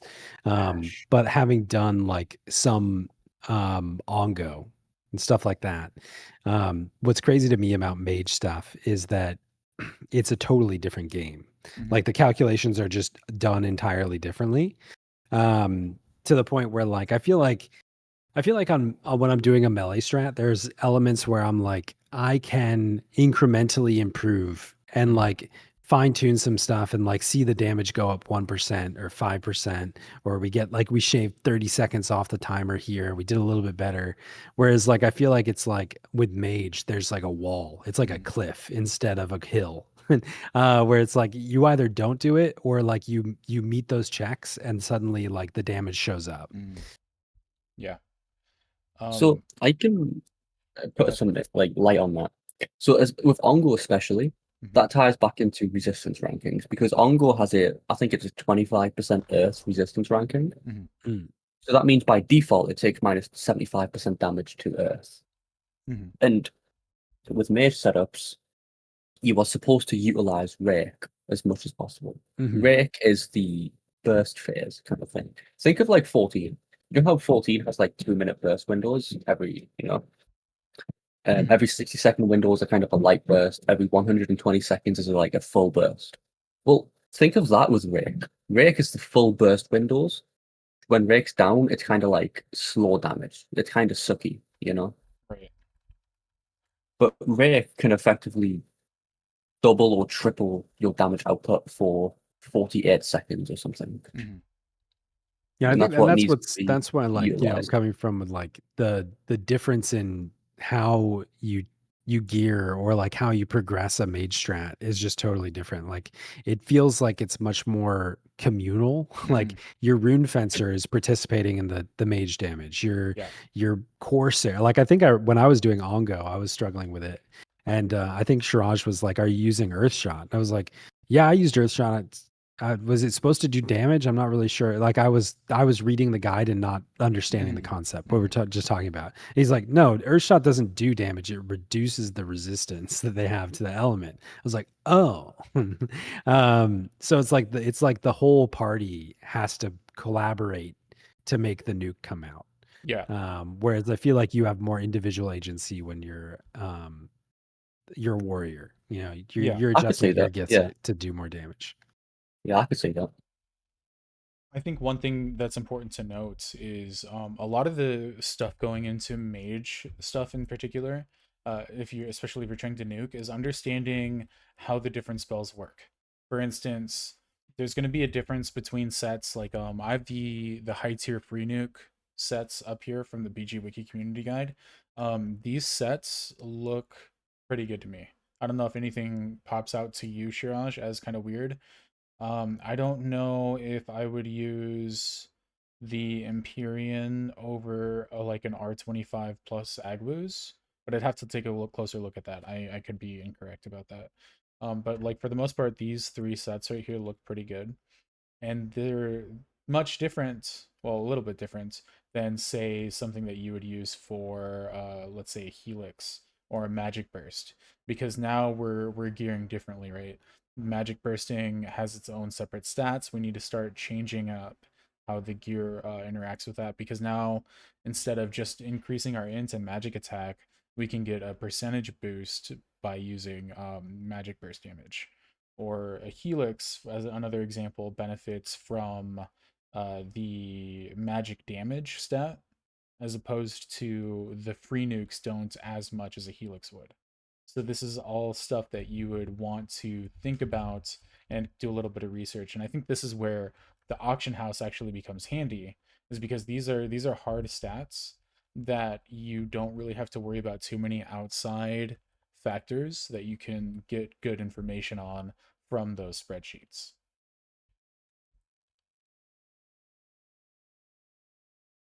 100%. I don't have anything else to add to that. Yeah. Um, Well, I mean, I would kind of. yeah. Well, look, guys, we've talked about this several times before. Um, about how I historically I'm always right. So when I say stuff, when I say stuff, I know it's correct. I'm just looking for external You're waiting validation. for the pushback. Yeah, This is no, I'm weird. yeah, either pushback or external validation. I'll take either. Oh, I can give you the validation every time. Thanks, buddy. Appreciate that. Fucking legend. Look at that. Look at that shared hype train. That's pretty cool. Yeah, that's really cool. Oh snap! Let's pivot a little bit. I'm gonna put you on the spot decks. Oh hell Um, no. let's use Corsair as an example because we've talked about DDs, we've talked about tanks a little bit, talked about a little bit of like magic damage stuff. What are some like actually not even Corsair just because you play Bard and Core too. So what are some like cool utility sets that you like to use? Utility sets. Yeah. Um, I guess Sortie is kind of biased me, but like Hmm. I use regen and regain sets, which we poo-pooed on earlier, but like Okay. I find them helpful. So tell me when they're helpful then. Tell me the Well, like there's so much downtime in Sortie okay. when you're running around, Hmm. and being able to just like tick your TP up and your HP up Hmm. can save you time from having to stop for a cure, or can get you like 300 TP or so in before the next mob, so you can then get a weapon skill off sooner. Okay. Um, I don't know. I mean, there's a lot of like silly stuff Hmm. for like spells or like blue mage, just like weird niche set spells, but Right. nothing's really like coming to mind. Like I'd want to have a really good answer for you. I know So that like subtle sets come up, but they're not really that important. They're right. very, very rare. So let's talk a little bit about like the fact that I shit all over the regen set at the beginning. Um, I think the context is important, right? Because Yeah. we have somebody that is doing non-bus sortie, and the context that they're in is they're running through these hallways. You're probably running around doing solo objectives with no support, right? So that's when these niche sets come in handy. So just because Myth has a stick up his ass and likes to talk shit about these niche sets doesn't mean that they're bad. It just means But I that would agree as with a your new assessment player, that a new player wouldn't want to make that and right, shouldn't get hung up on it. right. So that this kind of goes back to the using other players as a reference because you can give your personal context to where you're at, which I think is the most important part. If we're gonna drive home one thing to take home for this podcast, it's referencing people that you know have knowledge of the game with the guides. That's fair. I know you have a set that you like to talk about a lot. That's your Corsair Enmity set. That's a super niche set. How did you come about like Well, making that? nowadays I just put the bullet, Yeah, nowadays you right? just have your bullet, but But beforehand I had I think it was during Odyssey climbs where like I would be reapplying rolls, mhm, and hitting all 6 players with your rolls is a nasty enmity spike, and yeah. it's gotten me killed. Mhm, So then I went through all my gear sets and made all Corsair job abilities minus 50 enmity right. just to cut it in half. Did you pull that out of a guide or did you just make that up? No, I had to like look up things. You had to, oh my gosh. You Oh did my god, that you had to without a think? guide? No way. No. What? Impossible. No, I mean, I think that AOE job abilities in general. That's like Warcry is a huge enmity generator just Mhm. because it hits everybody. Same with Blood Rage and Oh stuff yeah. like that. Yeah, I made an enmity down set for so actually this is a funny story. I made an enmity down set for Gigalorum because I kept pulling hate on Warrior for Mhm. Gigalorum. And then I showed up with my enmity down set and then my friend told me that I was already capped enmity down because we were using Dirge and I was like, "Oh fuck, you're right." Oh, So there nice. was literally no point in me making it. Uh but we just got a different tank and it worked. But anyway, so how did you go about finding gear that wasn't necessarily in a guide? That you saw the So need and you were like, I need to make this guide or I need to make this gear set, but it's not necessarily something I'm going to pull out of a guide. Like if someone hasn't done the research, that's why I Yeah. mentioned in other gear sets, like I like that someone did the research and Mhm. made this stupid set, even though it might not be something Oh to yeah, yeah. advertise to a new Yeah. player. It's hard to find sometimes. Right. You can go in the wiki and search body and then control F regen and Yep. then Mhm. scroll around and look for it. Mhm. And sometimes it might be missing the piece, especially if it's an augment. Yeah. Yeah. I mean, a lot of And then times you can find like if you for like certain stats, if you go to the BG wiki page for like phalanx or something like that, it might have a you have to list hope of someone gear updated it that though. Mhm. has a list of gear that has that kind of stat on it. So that can be a helpful spot. But yeah, other than that, it's just like knowing, looking at other jobs and what they're using if it's a Mhm. common set for that. Yeah. Yeah, I've used the control F find function quite a few times to look for a specific stat on a specific piece to The other see if good I can. way Mhm. is to go to auction house Mhm. and under item search, there's a power search option. Yeah, yeah. And you can Mm. then plug in the specific thing you're looking for under the description. Okay. So this is something that I would recommend doing for, let's say you're a player that is trying to throw together a set, but you don't necessarily have all of the gear that is in a set, or you don't want to go out of your way to get a piece of gear that's mentioned. You can find valid alternatives. I don't think I think a common misconception is that you have to have the exact piece of gear that is in that set because it's quote unquote best in slot. Yeah. Um, but you can do all sorts of replacements. If the gear accomplishes the same thing, let's say I have what's the Odin In's ring? Is it Freak? Freak? Yeah, the Mhm. Yeah, triple Yeah. tech. Oh, that's a good one. let's say somebody has a Freak ring and a nuke set because that's better than the intelligence ring that you can buy off the auction house by 2 int.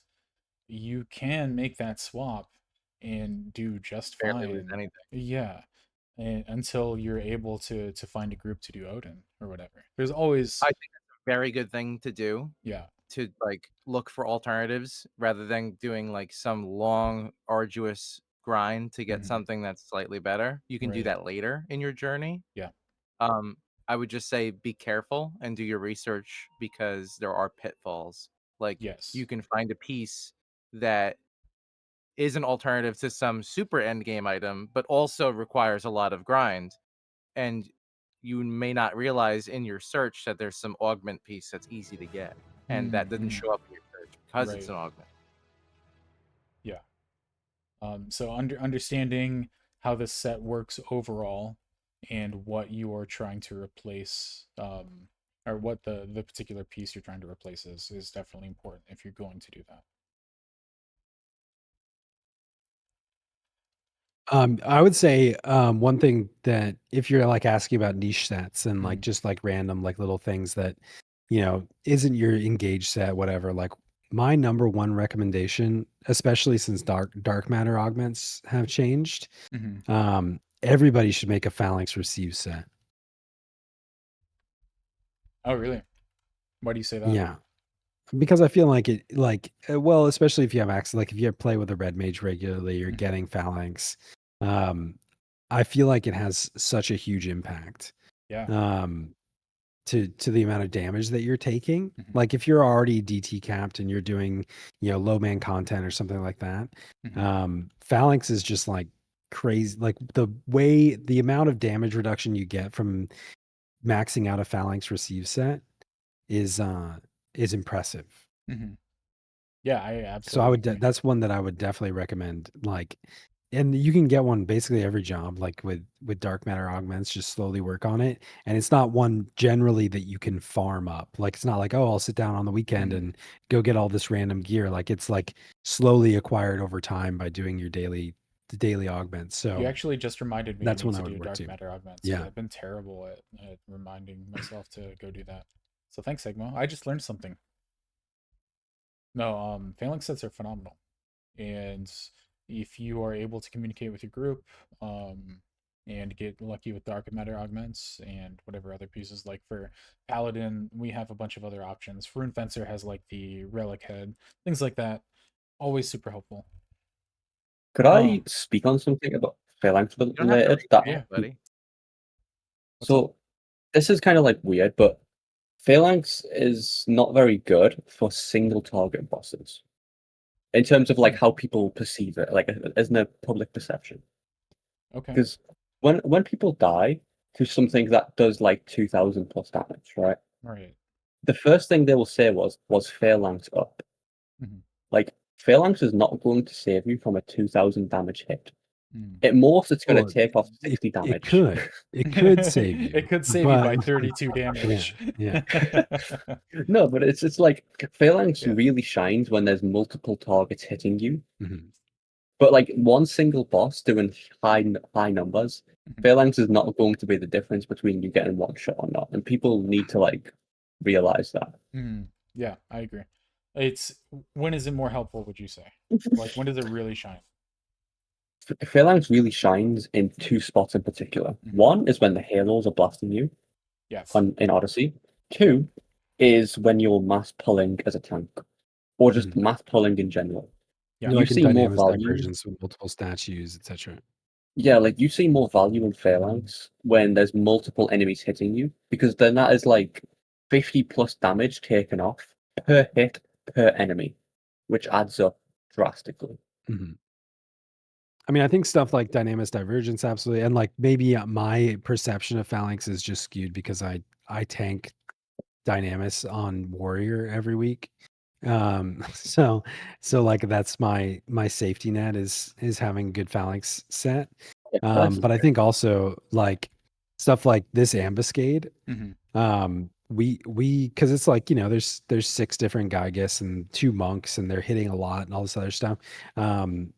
I was helping a newer player through some, and I kept dying like instantly because we had repped our red mage to make room, because I was like, oh, he's not doing much. He's just putting haste and phalanx up. We can survive. And then like within a few attempts, I was like, let's take the Geo out and put the phalanx put the phalanx back in, put the red mage back in, Mhm. and instantly we're just like 100% success rate. And it was just Yeah, like so like stuff like that, you know, it's just like it can be undervalued sometimes. yeah, phalanx is honestly the strongest like damage mitigation spell I feel like in the game. Like Yeah. once the single buff, you know, like because obviously it depends on your set because it goes based on 2 different checks. But Mhm. at least on Rune Fencer for my set, my phalanx is minus 60 damage. All right, Mhm. and that is minus 60 damage from every single instance of damage from every single Minus enemy. 60? Yeah, They can get that high? I thought the cap was like 35. well that's what I mean. 2 different checks. So I have plus 34 from enhancing skill. I do not go for the 500 right, enhancing skill. Okay. And then I have the other check from gear, Like the where gear it's that phalanx checks. Okay. receive. Yes. Yeah, I gotcha. Cool. And So in the yeah. hierarchy of things, when you're gearing, I think we're talking about phalanx received. So we're probably talking about mostly like melee DDs. Like obviously it can be used on all jobs, but like a lot of frontline melees will benefit the most from this. In the hierarchy of things, where would you rate the importance of a phalanx set compared to a TP set compared to a regen set? I would say mid. Yeah, I would say in between those two. If I were gearing up a new character, TP set is like the first thing that I worry about, and then a weapon skill damage set, and then a few other things, and then a few other things, and then I would make a phalanx set, and then I'd make about 15 other weird job ability swaps, and then my Right. regen idol set. Right. If we were to make a tier list of different sets, the phalanx would probably be like a B. Like No. Yeah. Yeah, I think, guess so. I was yeah, gonna if say I would lower, say, but that sounds right. yeah, I would say B or C. Yeah. yeah. Because So oh sorry, go ahead, Josh. I was gonna say, like on a DD job, how often are you like swapping to an idol set and being like, "Hey, can you cast phalanx on me?" Mm. And then how Right. often are you gonna have a red mage? You know, some setups don't use it, so But it's helpful. So it is it's not helpful. something I would ever like disregard. So that should be noted. In fact, I think as we start winding this down, I think a conversation worth having is how do we classify certain sets by their importance? So like what would be like the fundamentals, like the fundamental sets that you guys would pick for. We can even break it down by the type of job. For a DD, what would the fundamental sets be? I mean, I think it's TP. just like it's the damage you deal. So it's Yeah. like your engage set. So what you're wearing when you're fighting the enemy and building TP, because you want to be able to build TP quickly and you want to be able to survive while you do that. Mm-hmm. And then the what everybody looks to in terms of damage is your weapon skills. So like how are your what gear set are you using in weapon skills individually, even like how, because every weapon skill is going to respond to stats differently Okay. in terms of how its modifiers work and stuff like that. So building those out. And then I would say an equal importance is if it's not the same as your engage set, what's your general idle set? So like what are you Mm-hmm. wearing when you're not engaged? You're just running around. Maybe you've got aggro and you're not fighting yet. Yeah. So if this, let's say idle TP weapon skills fundamental sets for a Hmm. DD, what would you guys consider like the step below that? The like mid slash not quite niche, still pretty important, but the sets that you need to start building on beyond that. I'd say like I, job abilities. Go Yeah. ahead, Josh. Yeah. I, I was going to say job abilities yeah. and utility weapon skills like full break, armor Mm. break. Yeah. You Yeah. know. Your breaks and You want stuff to like stack that. magic accuracy on that. Yeah, Mhm. Yeah. yeah. Yeah, I would say there's probably some exceptions. My first thought is all your job ability swaps because like there's so many like, the berserk duration or whatever else. Those are those are super good and there's probably some that are actually as important. You know what I mean? Like dumb stuff like I didn't have a mighty strikes. I didn't have the artifact or relic body or whatever it is for mighty strikes duration for Mm-hmm. like most of the time I was playing, and I didn't realize it until recently. And I was like, "Holy shit! Mighty Strikes last for 45 seconds." Like I wish that I had had that the entire time. Right. Um, Absolutely. and so like your like nitro set and things like that are probably super valuable, as valuable as your engage set for some Mm-hmm. jobs, but in general, I would say those would be the next priority. Okay. And then we start getting into the niche sets and what kind of stuff would that look like? I mean, like what we talked about, were your region sets, Yeah. your phalanx sets, like um, any like but for mages, it's going to be different, right? Because like your potencies on spells and things like that are Right, going to right, right. be extremely high value. Those are basically your weapon skill In sets the for a mage. context of a But DD, we're yeah, talking about for this now. I think it goes from not necessarily single sets, but to what you're doing and the context of where you're at in the game. mm, yeah, So that's the consideration that I would make. Like we have our fundamentals, we have the stuff that is going to boost our job in any scenario with like the damage dealing job ability stuff, the defensive TP sets that we have. Now we're thinking about, well, okay, I'm doing sortie. What can I do to min max this? And that's when we start looking at regain sets while you're running down hallways hmm or regen, potentially like magic damage on warrior, like building a fucking what is it, Those cloud are splitter super rare. build. But yeah, it comes um up. yeah, the niche stuff that is relevant to your specific situation. That's how I would do it. I would say I would also include with that like that's when you can start thinking about your high TP versus low TP or like high accuracy versus low Mm-hmm, accuracy mm-hmm. situations and like your when am I leaning on more PDL in a set versus when am I leaning on more weapon skill damage because I'm fighting different targets with different, PDF like defense values and whatnot. So, Right. If we pivot over to a tank, some fundamental sets would be our engaged slash idle tanking sets, our spell interrupt sets. Depending on the job, I think it's more important for paladin than it is for rune fencer, but spell interrupt is super important. And potentially like our mid cast sets if you're um, not using a spell interrupt. You guys agree with that?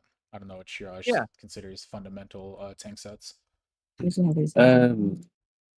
think mine would be a bit different. Yeah, what would you do? Honestly. In terms of like tanking, I would have phalanx set as number one, Okay. enmity fair. set number two, Mhm. and then number three I would have as just a normal, just either an idle set or just a tank set, something to mitigate damage. Yeah, I think that's fair. I would say those are my top three. Okay, and then we I would move say on. Rune the Fencer gives difference you a bunch, between right? What were you saying? sorry, what'd you say? Oh, okay, I'll go. When you for on tanking specifically, I feel like the job is entirely transformed by getting your spell interruption to cap. You know what I mean? Like when Mhm. you're uncapped on spell interruption rate, it's miserable to play a tank when you're getting hit by multiple things. But as soon as you hit that threshold where you never have to think about it again, it changes significantly. So I maybe not Definitely like worth your it top about it. tier, but like Yeah, I wouldn't try to tank anything like Dynamis or Odyssey segments without a spell interrupt set on Paladin, and that's my perspective as Paladin. For when it comes to tanks, I'm not a big Rune Fencer, so I know Rune Fencer has access to other things that can artificially increase the fast cast, which is why it can get away with less spell interrupt stuff. But yeah, for the mid level like importance for a tank, what are we looking at? I would say stuff like regen sets, fast recast sets for like a regen set for Rune Fencer, a fast recast set for Reprisal on Mhm. Paladin, you know, and then maybe an enhancing set for like Enlight or whatnot, stuff like that. Yeah, now we're looking at going from doing the bare minimum to survive and keep hate to how can we improve the enmity that we're generating, the abilities that we're using, the spells that we're casting. And then beyond that, the I'd say like weapon skills are probably on the lowest end, the lower end rather. Maybe not the Yeah, lowest, but lower. because your job is a tank, not to Right. DPS. I would definitely agree. Mhm. Beyond weapon skills, other sets that I would do, maybe I it's not 75 era, so we're not doing like very specific elemental resist sets very much anymore. But you definitely want to have different tank sets, and yeah, I think tanking is probably the easiest job to gear for, in a lot of ways. I would agree. Yeah. And then From a base we'll level. lateral to our last one. We're just talking about mages. What do you guys think is the most important to go from to start at? Are we talking about mages or healers? I think we can group them all together. I think we can lump them together because we're talking about Scholar, Um, Black Mage, White Mage, Red Mage. I think we can lump them together. if we're gonna lump them together, I would say fast cast. Mhm. Um, Fastcast Idol for me is a big one. yeah. If we're talking about healers, Cure Potency. If we're talking about Black Mages, Nukes, obviously. Yeah. Yeah. And then Fast cast is quite important. yeah, If you see Fastcast is someone huge. casting a cure and it just takes a whole country mile to get off, it's like, ugh. And your party will Not die, being effective. or you won't be able to nuke properly without it. That too. For like the middle stuff, now we're talking about like magic accuracy sets. Is what I do after like the very fundamentals. Enfeebling sets, specific enhancing sets, stuff like that. And then beyond that is like the niche stuff, like occult acumen, or just like a white mage heavy and feeble set, things like that.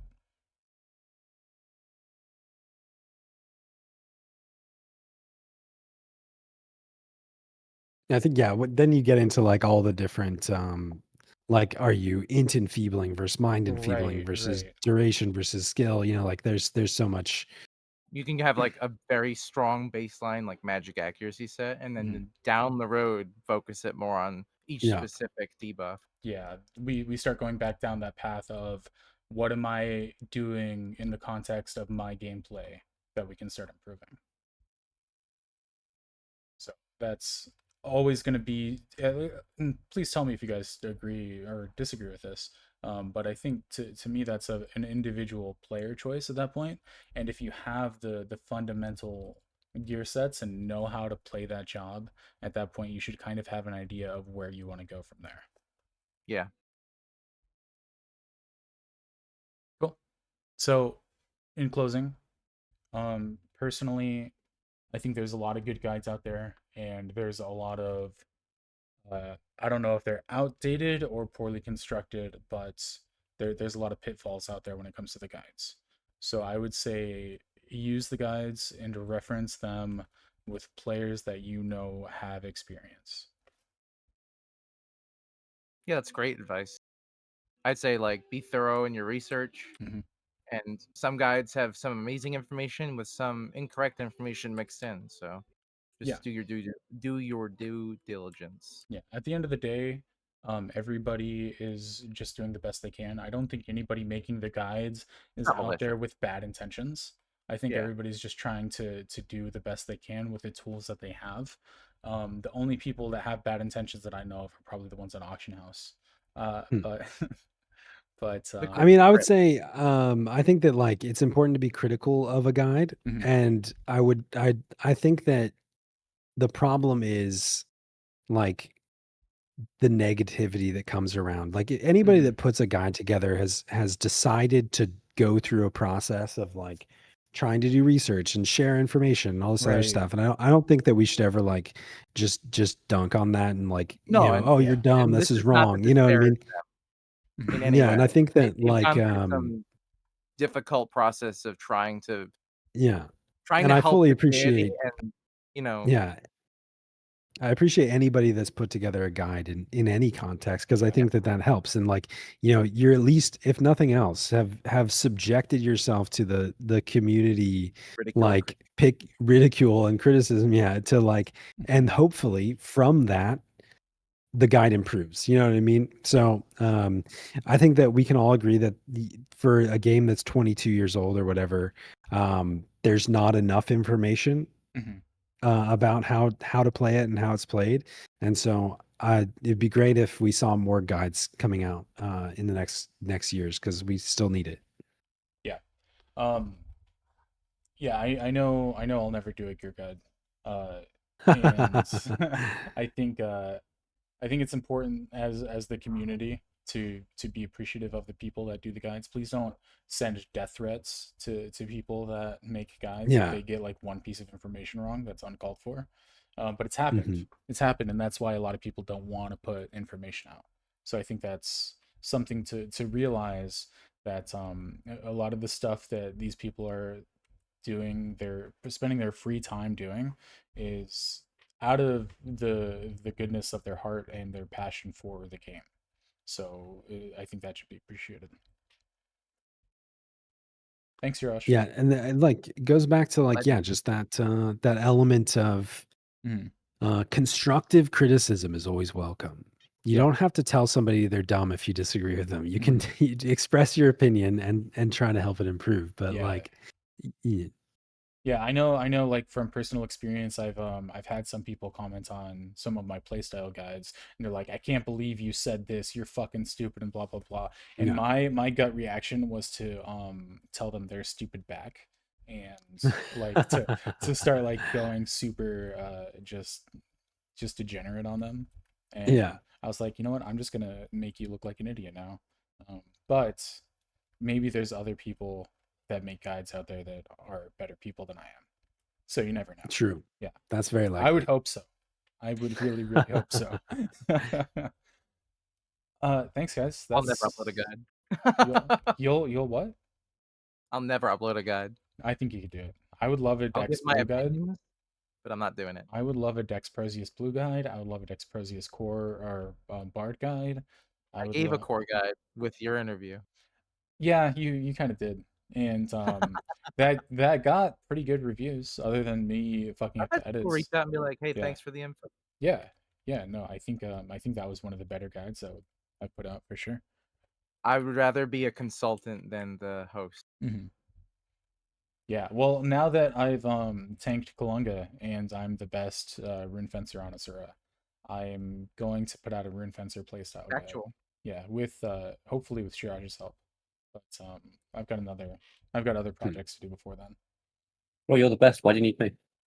Hey, that's not the point, okay? Just because I'm the best doesn't mean I have the right information. Right? Yeah, I get that. I get that. Yeah. I don't have the abacus in my head calculating the exact enmity that I gain for each action. So that's That's the just problem. that's just called a high functioning autism. All right, guys. That's all I got for today. Thanks for hanging out with me. Really appreciate it. That was fun. Peace out, Cub Scout. Love you. Bye. Everybody, we will be back eventually for the next episode, so stick around. If I don't post for a couple weeks, it's just because we have a lot going on in real life lately, but hopefully we will try to keep our weekly schedule as much as we can. And we will see you next time. Thanks. Bye. Bye. Love you. Bye.